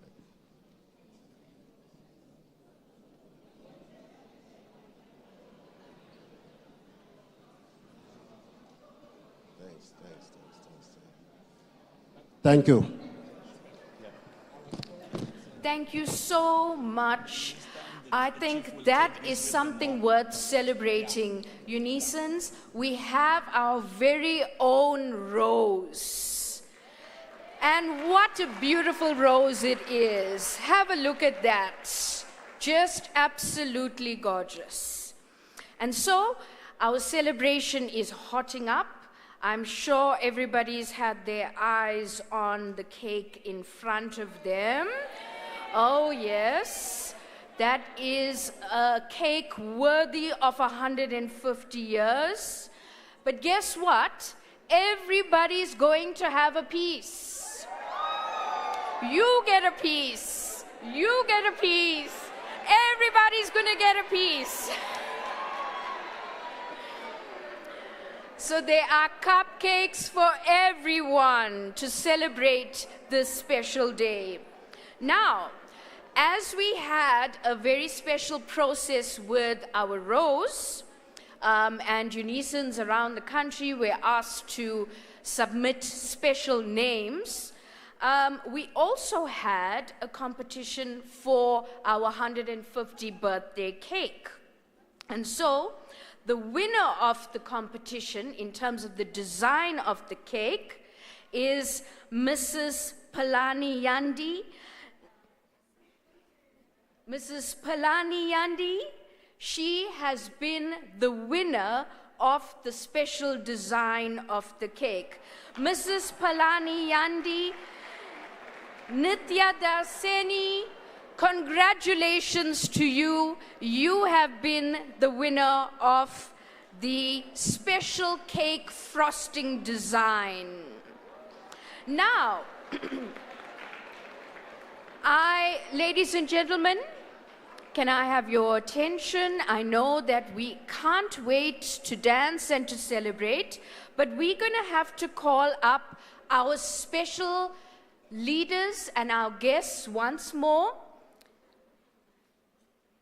Deputy President of the Republic of South Africa, our Chancellor, our Minister of Higher Education, Science and Innovation, our Chairperson of Council, and our Principal and Vice Chancellor. Can I request that you go towards the table where the cake is? You're going to be having a wonderful opportunity. We're going to witness the cutting of our cake,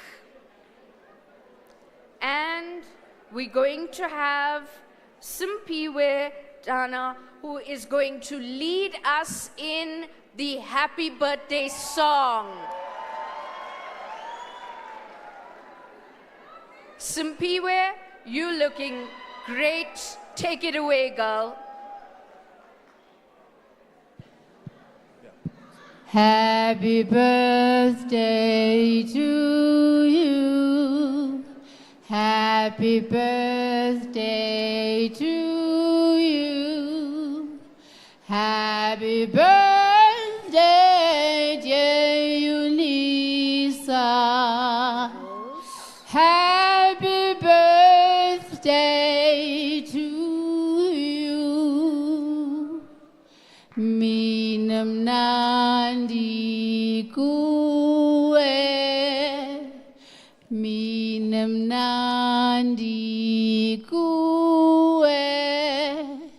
Mina mnandi kuwe Unisa. Mina mnandi kuwe. Hip hip. Hip hip.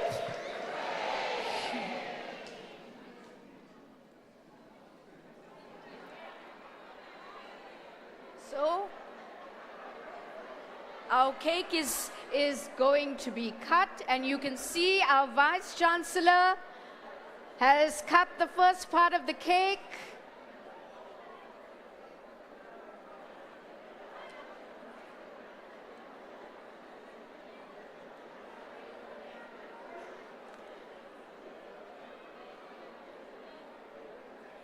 And our leaders are going to give it a try for us all.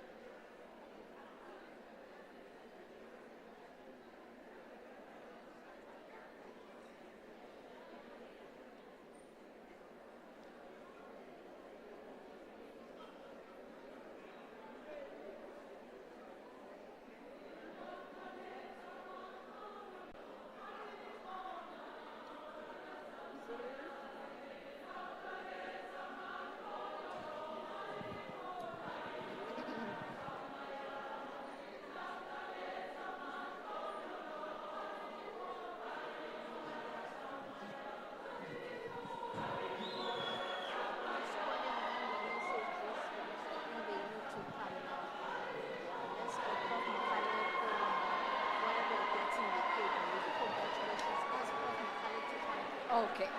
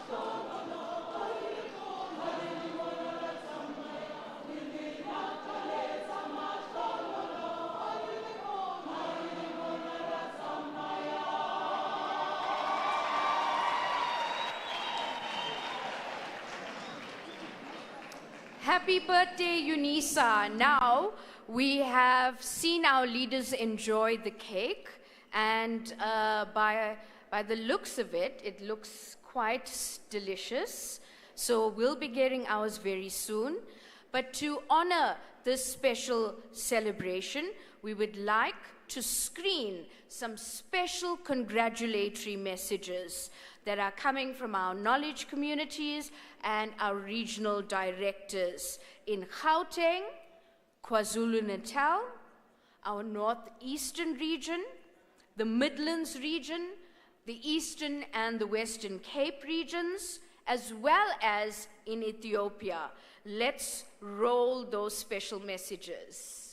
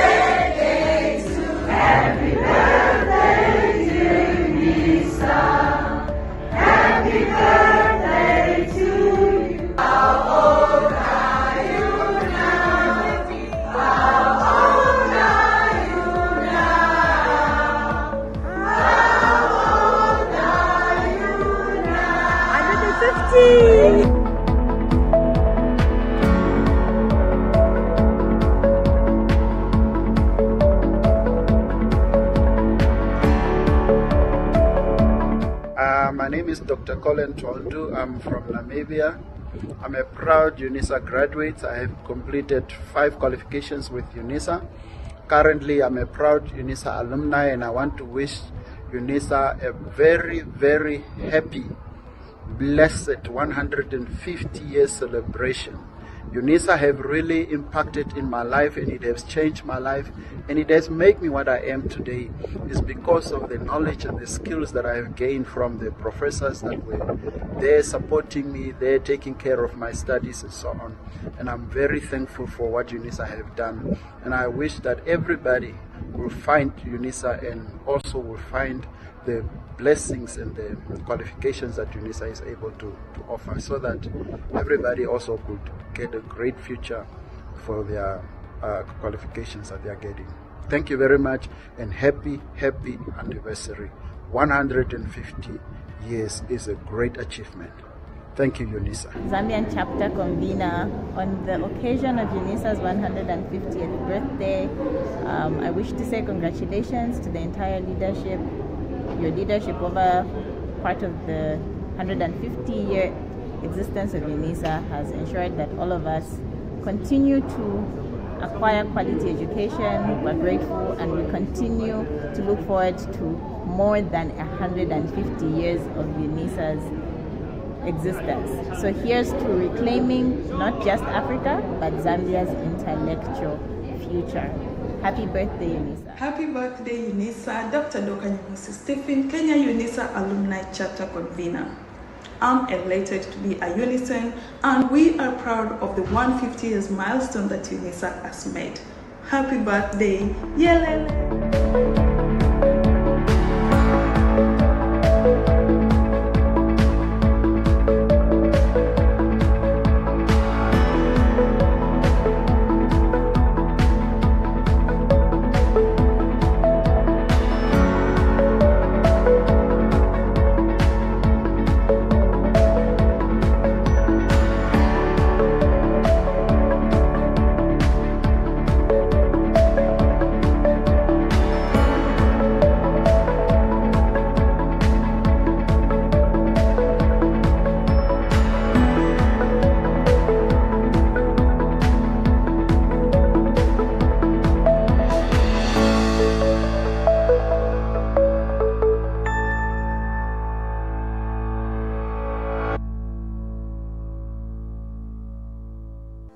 From Unisa Women's Forum, I just want to say we are also celebrating the 150 years of Unisa's birthday. It is an honor indeed to represent all women of Unisa on this special birthday and milestones that the university has reached. We are very proud that as UWF, we were able to see to it that there is an advancement of women at the University of South Africa, including the academics, the administrative support staff, and also our cleaning and security staff.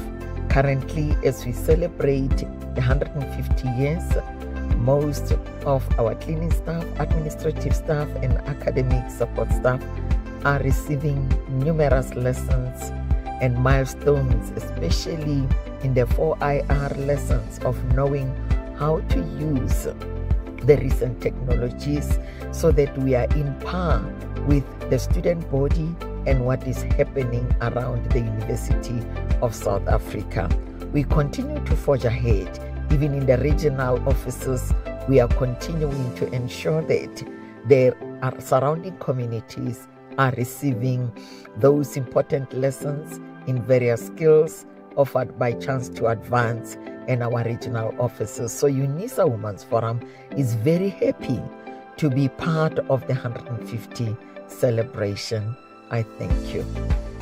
Greetings everyone, my name is Landin Logu, the NSRC President of Unisa.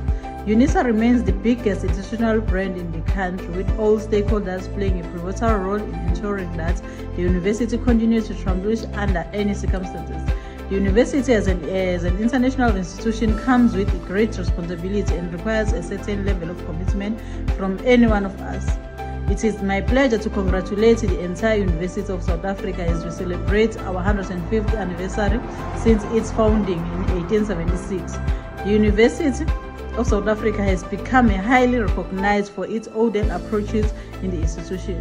2023 has been a challenging year, but occasions like these ones are a wonderful reminder that great things are happening, although we are not able to celebrate together in person.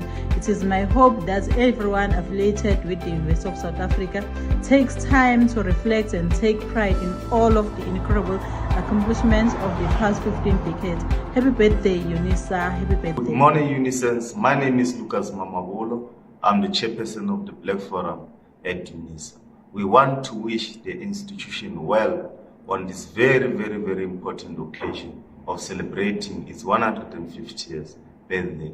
It's a reminder to Unisans to continue providing quality services to our students. We also want to appreciate and thank academics who suspend their luxury time and continue to produce groundbreaking research that puts Unisa at a very, very high competitive level, countrywide and globally. We thank you so much. You deserve everything.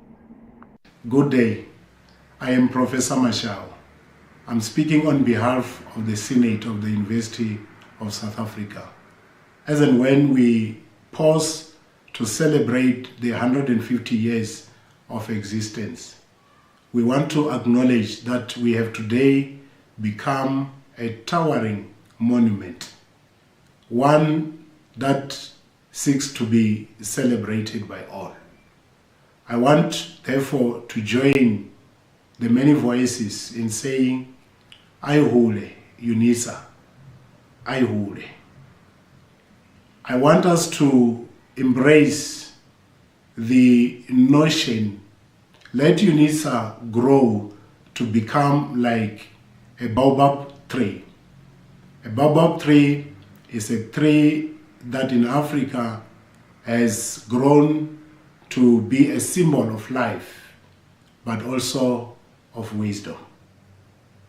Hence the African proverb that says, wisdom is like a baobab tree.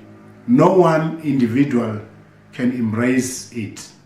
So as we celebrate Unisa, and in particular for the academic project, we need everyone to rally behind this institution and provide the necessary support.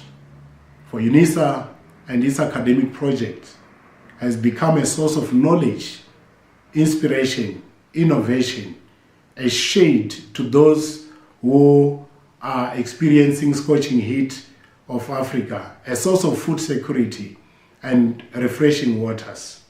It has healing powers to the ailing nation and all the solutions that we are experiencing together. Let Unisa grow to provide solutions to the many challenges that we are experiencing. And as and when we grow, let's value the workers who make us shine. And let's value the academic freedom that we enjoy in our midst. And we should do our best to protect it. I hold Unisa. I hold.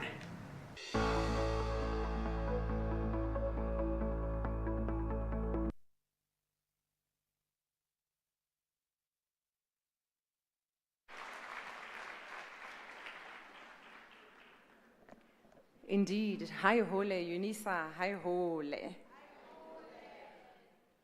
We would like to thank everyone who has sent forth congratulatory messages, and also just to inform everyone in the room that we are not alone, but all our regional centers, our other communities are also joining us live on YouTube. So the celebration is quite bigger than just confined to this room. And now, ladies and gentlemen, it is my absolute honor to introduce Simphiwe Dana. Simphiwe's skill and ability to master the creation and guarded evolution of her music is what separates her as a great artist from others. She has received numerous awards locally and internationally, and her music has topped global charts. But for me, Simphiwe promotes the philosophies of Biko, decolonial thinking, and a strong sense of Black pride, a strong sense of loyalty to African culture.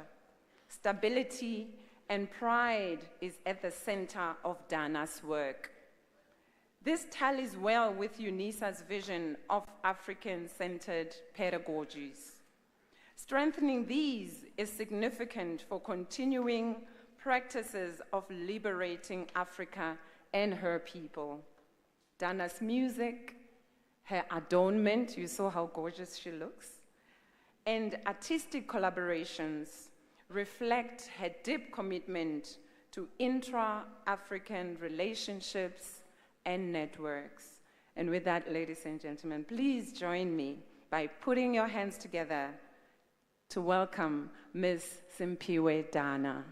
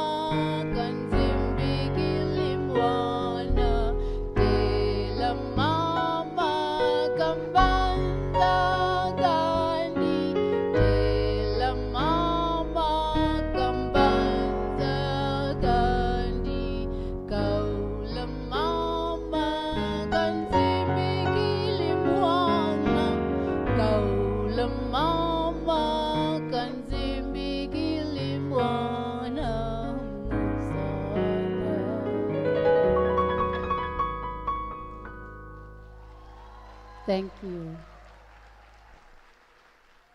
This song was written by Mama Miriam Makeba while she lived in Guinea. I've still been researching what language it is, so if anyone can help me, I would deeply appreciate it. Thank you so much.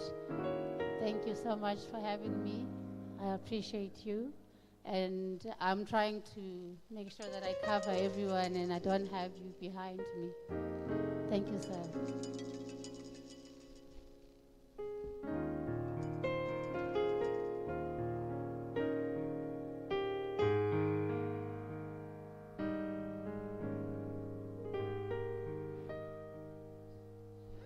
Lakuchoni langa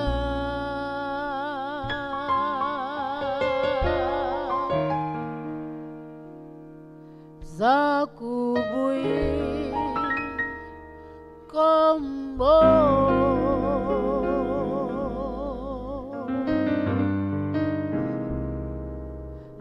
ndakuklinga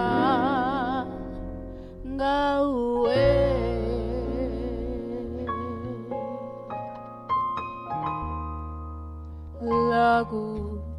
lakuchoni langa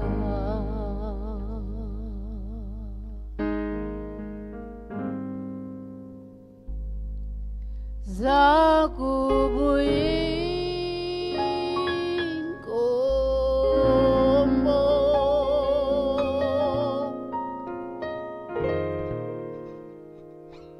peshe yango lwandle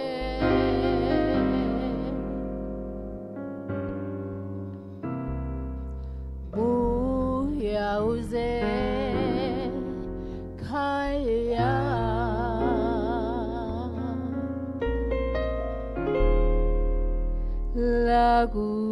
lakuchoni langa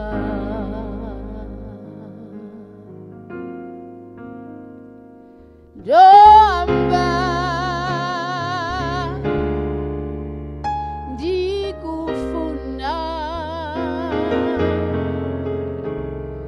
ezindlini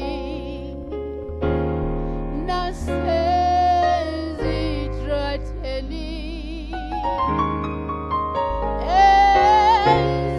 ezibhedlele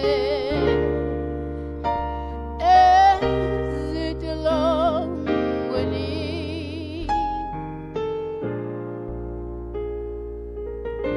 ndide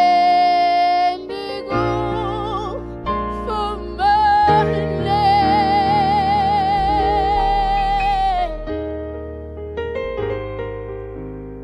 lakuchoni langa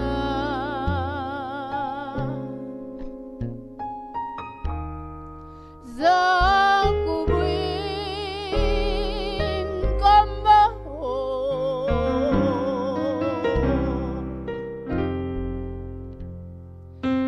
ndakucinga ngawe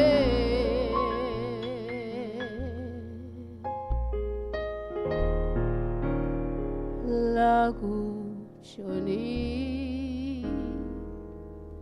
langa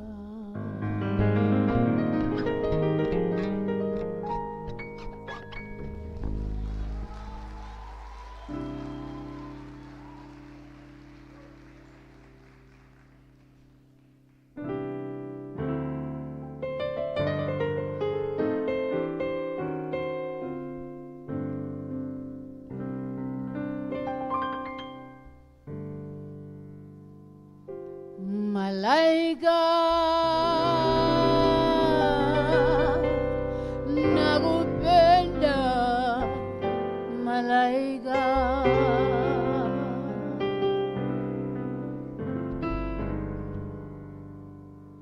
malaika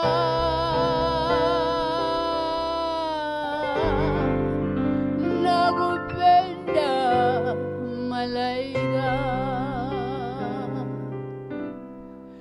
ningekuoa maliwe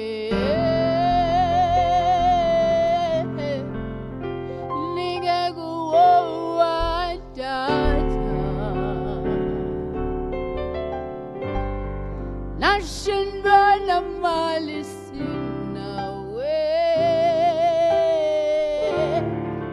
nakupenda malaika nashindwa na mali sina we nakupenda malaika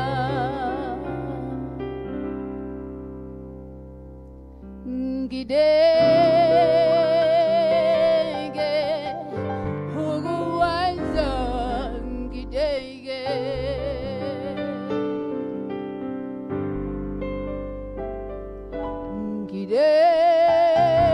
ngidege hukuwaza ngidege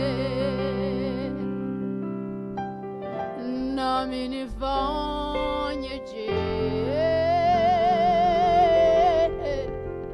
kijana mwenzi wo nashindwa na mali sina we nakupenda malaika nashindwa na mali sina we nakupenda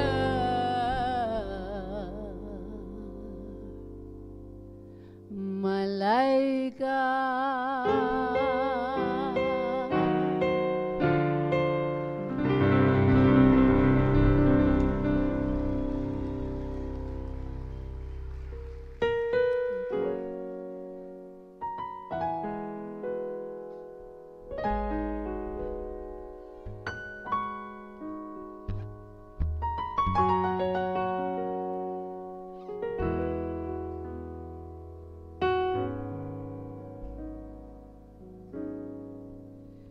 diredi hugu dizandi umoya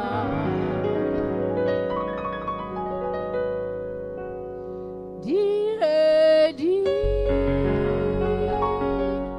hugu dizandi umoya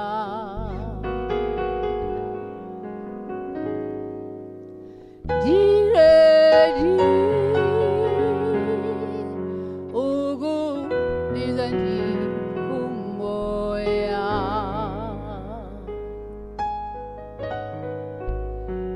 diredi ugu dizandi umoya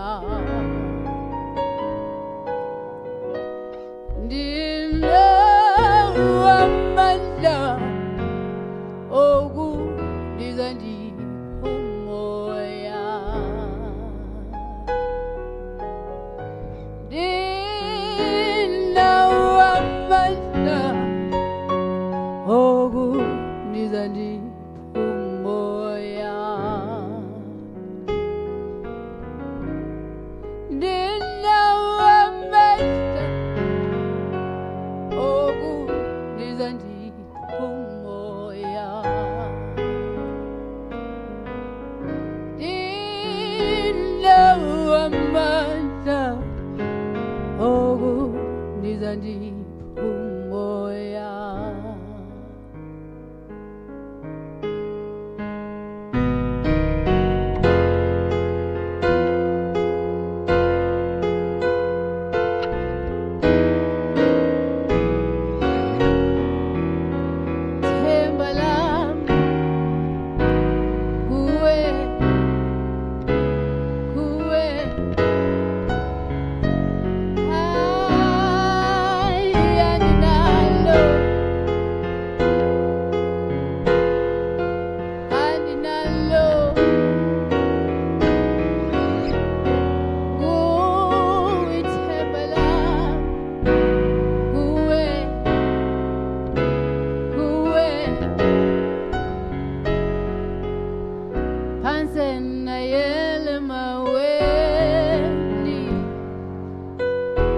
Panze nangena ndonge Panze nanyatha lumsila Panze nahlala kwaphela Panze navala umnyango Panze nagyoba amehlo Panze nadudela uhambo Panze nalahla umzamo Ngubani othanda nawo amandla wasinjani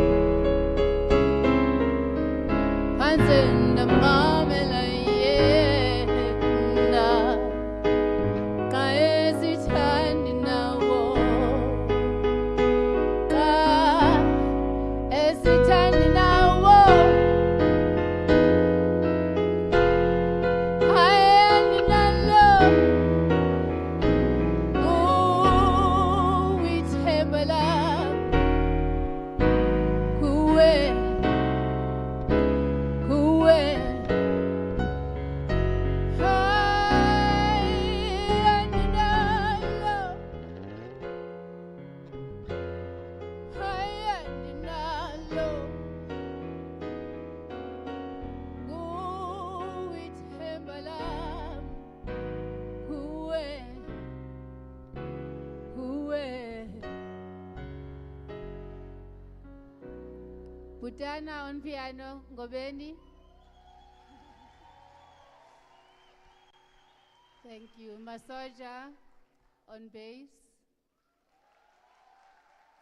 Okay, we will be doing our last song, Inkwenkwezi.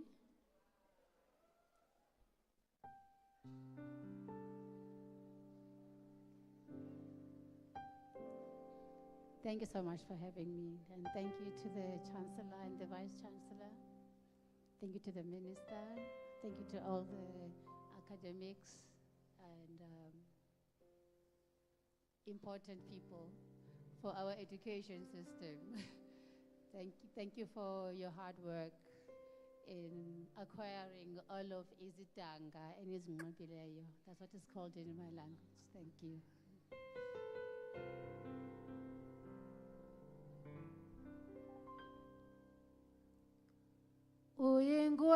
Uyingwenkwezi Kanye bumnyameni Ubumnyama bungaka Gathi uwedwa Wena nkwenkwezi Wena nkwenkwezi Ubumnyama bungaka Ubumnyama bungaka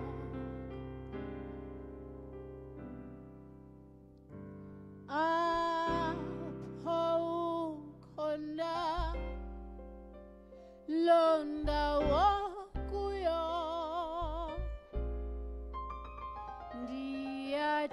Ndiyathemba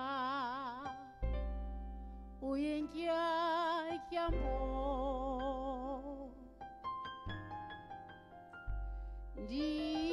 Ndibona wena ezinkwenkwezini Ndiyathemba uyinkwenkwezi Uyinkwenkwezi Kanye bumnyameni Ubumnyama bungaka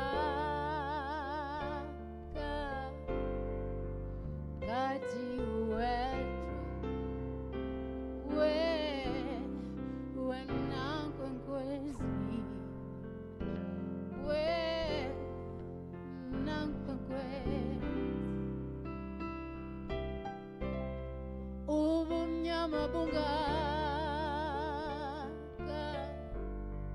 ubumnyama bungaka wena nkwenkwezi wena nkwenkwezi ubumnyama bungaka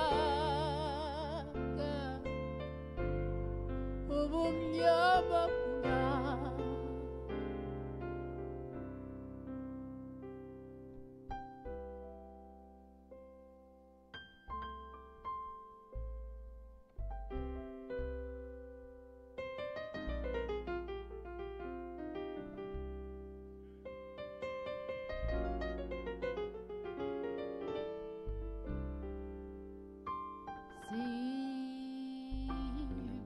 Sibanesa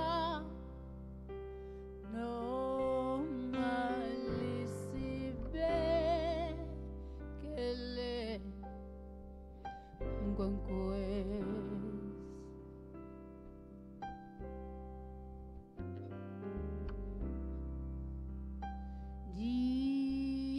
ndiyabuva ubuqibo bukho bumnyama bungaka nkwenkwezi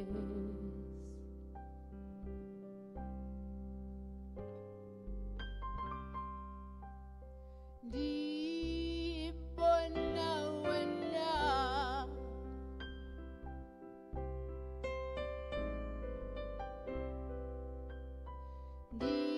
ndibona wena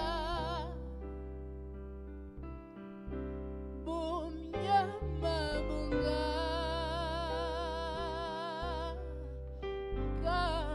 nkwenkwezi wena nkwenkwezi wena nkwenkwezi khanye bumnyameni khanye bumnyameni wena nkwenkwezi wena nkwenkwezi khanye bumnyameni bumnyameni khanye bumnyameni wena nkwenkwezi wena nkwenkwezi ukhanye ukhanye bumnyameni ukhanye bumnyameni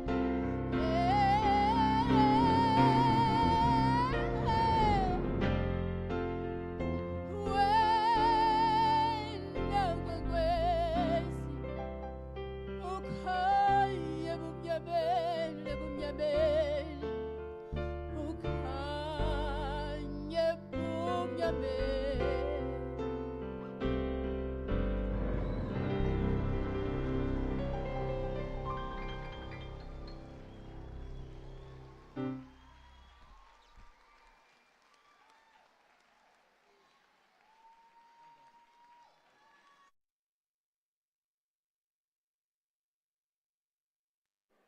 Ladies and gentlemen, Miss Simpiwe Dana.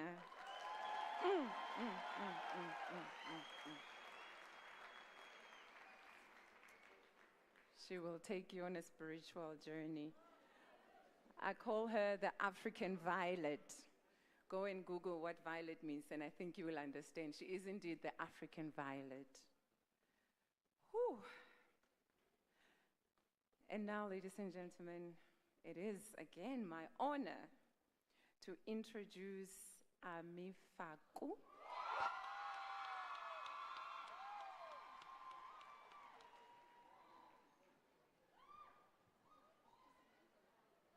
The voice of modern Afro soul. Faku hails from the Eastern Cape. The singer, songwriter, and performer is a Summer South African Music Awards winner and multi-platinum hit maker. She sits comfortably with commercial tracks as well as deeper soul music with poetic and motivating lyrics. She is currently the female artist with the most listeners in South Africa, with over 1 million listeners, and with 2 songs currently on the RAM Top 50. Faku is currently celebrating her releases with Nigerian artist Mr. Easy, South African piano god Kabza the Small, Amos with the #1 hit Fatela, and UK DJ Jules. And with that, ladies and gentlemen, I would like us to welcome Faku.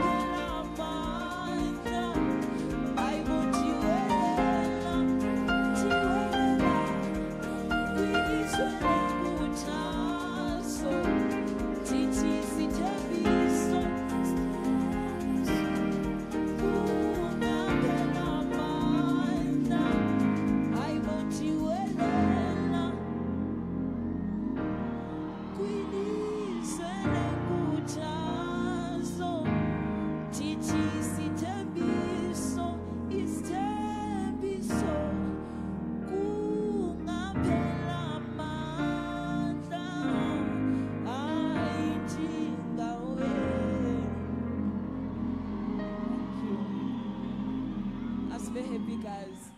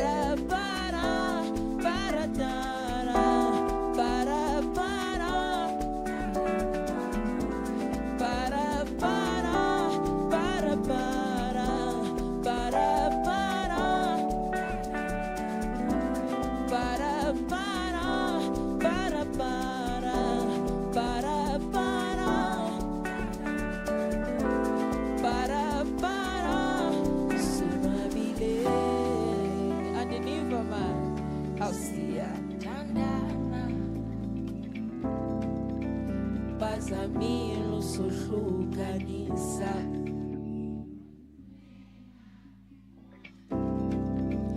Abaphansi bavumile ukuba sifanelene thina sobabini masikunye tiyajabula jabula.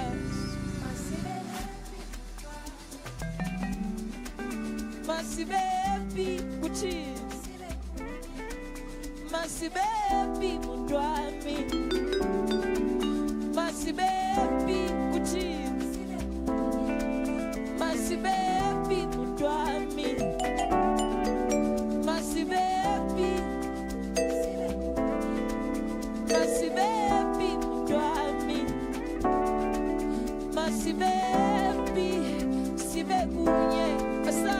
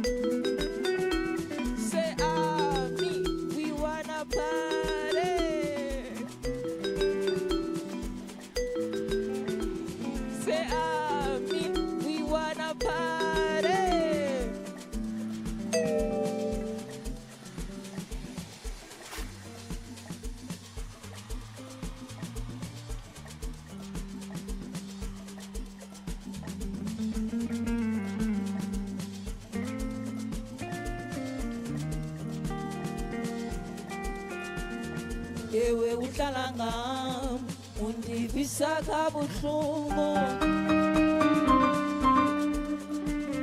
le ndlela umphethe ngayo uvusa balele.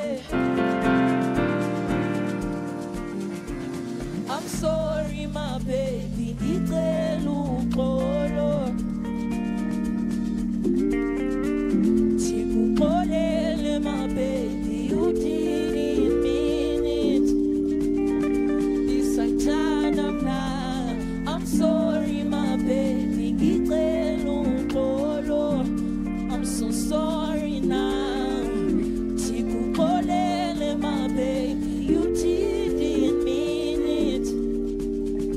Isangithanda mna.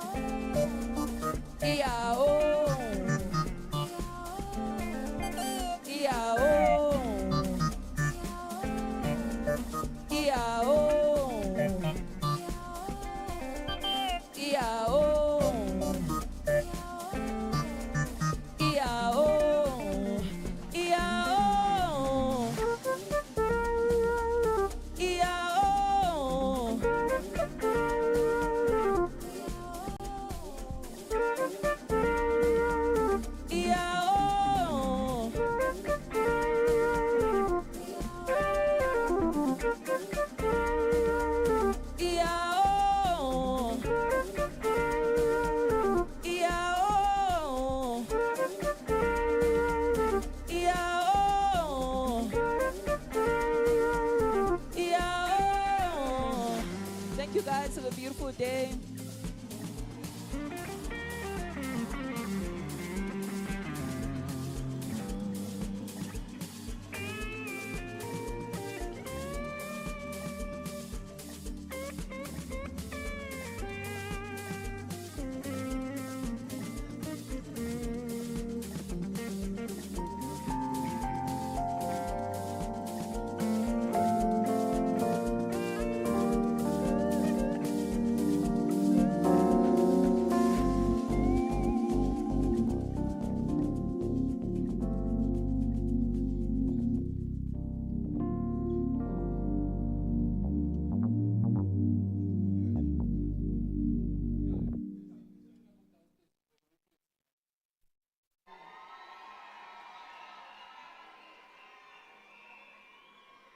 Ladies and gentlemen, that was the amazing, the talented, the sensational Ami Faku. One more time.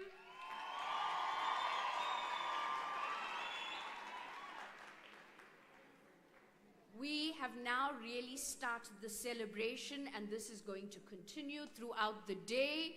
But, Vice Chancellor, we know that tomorrow it's back to overalls and back in the trenches. So today, let's make hay while the sun shines. It's our birthday. Viva Unisa, viva! Long live higher education, long live! And now, it is my joy to thank you, to say how sincerely we appreciate you all. Thank you to our Vice Chancellor for her astute leadership and her compelling vision, which will take us into the beginning of the next 150 years. Thank you to our Chancellor for his steadfast guidance and for standing with us through all seasons. Thank you to all the Unisa staff and students who make this a family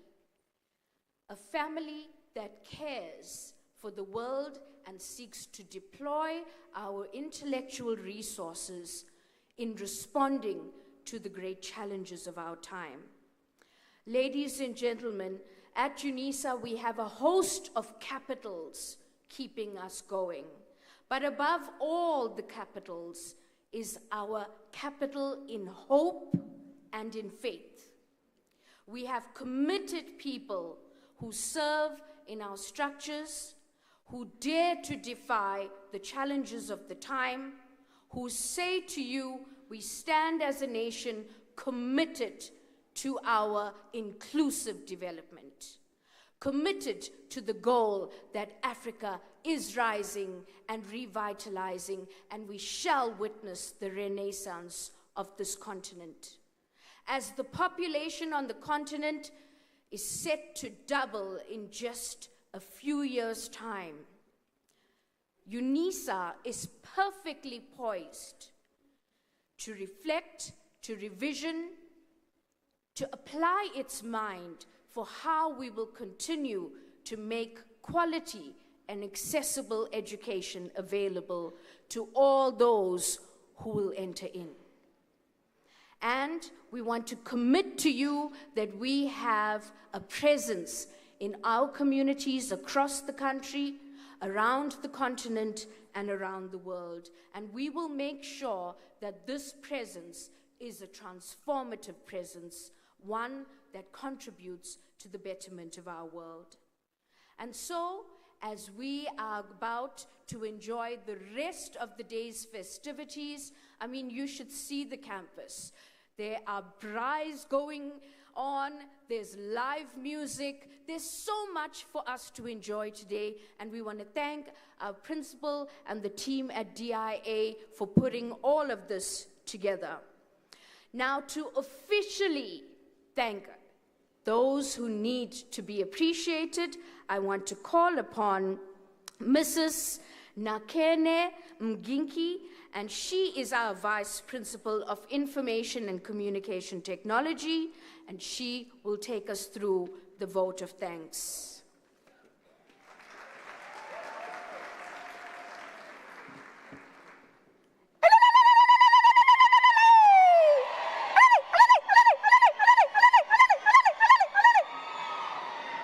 Halala Unisa, halala. His Excellency Mr. Paul Mashatile, Deputy President of the Republic of South Africa, the Chancellor, His Excellency Dr. Mbeki, the Minister of Higher Education, Science and Innovation, Dr. Nzimande, Deputy Minister of Higher Education, Science and Innovation, Mr. Buti Manamela, Minister of Human Settlements, Ms. Kubai, Mr. Mabua, Chairperson of the Unisa Council, Mr. Dan Musia, Deputy Chairperson of the Council, Professor Lenkabula, Vice Chancellor and Principal, MEC Njali, Senior Prince and Princess Mamburu, General Lebea, members of the Diplomatic Corps, Unisa Council members, Ms. Sophie Mabaso, for her sign language and interpretation during the event.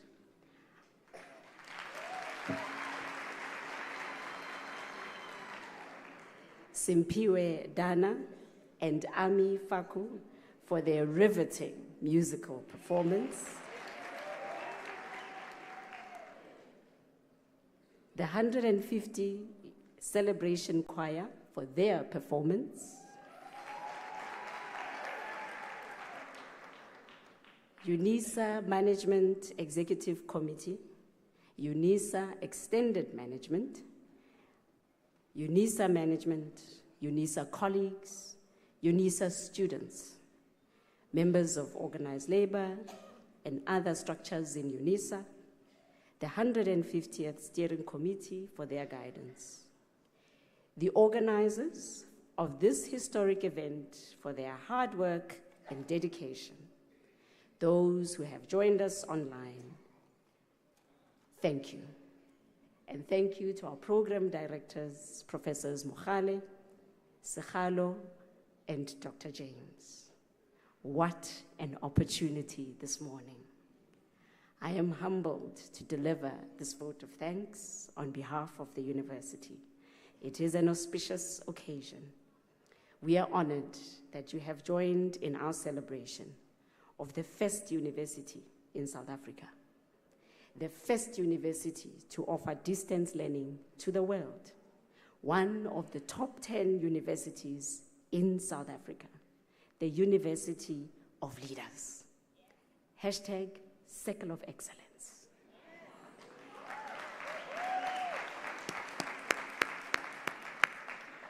Thank you for celebrating with us as we reclaim Africa's intellectual futures. Indeed, Professor Lenkabula, as you have cited, when the clouds clear, we shall know the color of the sky. Dr. James, we remain strong, with buoyant spirit and committed to continue sharing knowledge, which is an unlimited resource for the growth and success of our communities. Thank you, Mr. Mabua. We celebrate the university's ability to produce 20% of graduates in this country. We remain committed to continue with this and other achievements that you pointed out to us this morning. Minister Nzimande, you highlighted that this university birthed all the universities in the country. 33% of students in higher education are Unisa students. Thank you for challenging us to continue to carve our space in the global discourse around current geopolitical contestations. Minister Nzimande, thank you for reminding us that Unisa is a source of innovation for indigenous knowledge systems. We will continue to produce knowledge creators in our catalytic niche areas and beyond. Just imagine the opening of the capsule in 2173 will be awesome. It will be filled with even more innovations and more achievements from Unisa.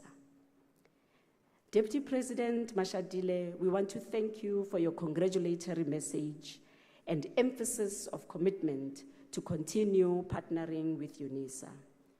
Yes, indeed, we are a shining example of quality universal education accessible to all South Africans, all Africans of diverse backgrounds. Thank you for reflecting and acknowledging that Unisa has made a contribution to the country's 35% increase in adults with higher education and doubling of enrollments since the year 2000. Unisa is a pioneer in education transformation. It empowers the teachers of this country and is succeeding in leveraging tech to overcome barriers. Mr. Deputy President, you have aptly put it. Unisa will find you wherever you are. And so we look forward to you studying further with us again. Chancellor Mbeki, we want to thank you for highlighting the significance of this occasion that started in 1873 and is being celebrated today, 150 years later, by all South Africans. To know where we are going, we must understand where we come from.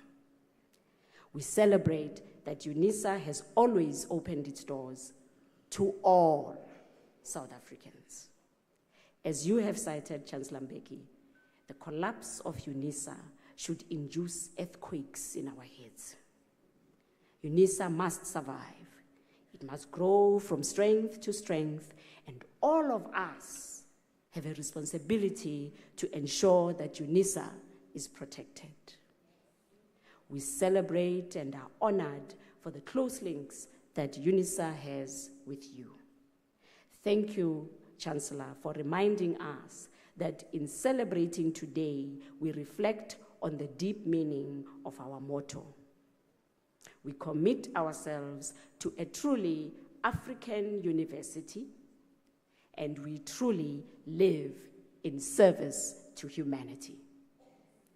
Happy sesquicentennial, Unisa.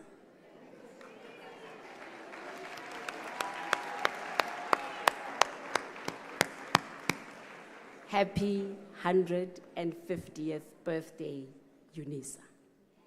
I thank you.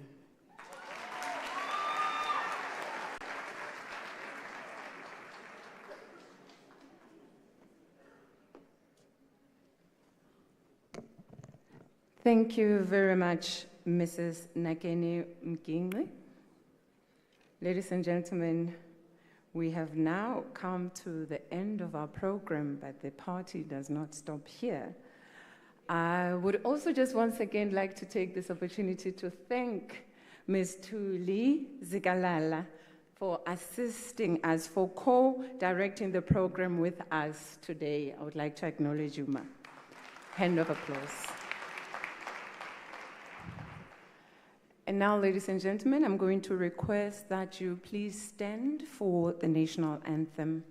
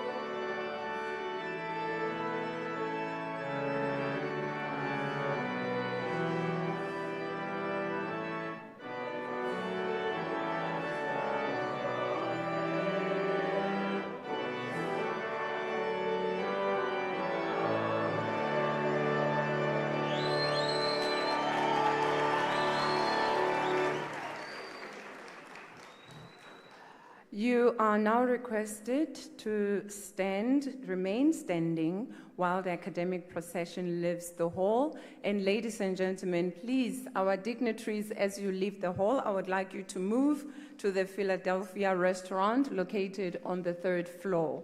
And to our staff and students in the hall, I would like to invite you to go to the marquee outside the building for further festivities. Ladies and gentlemen, please enjoy the rest of the afternoon and the celebrations.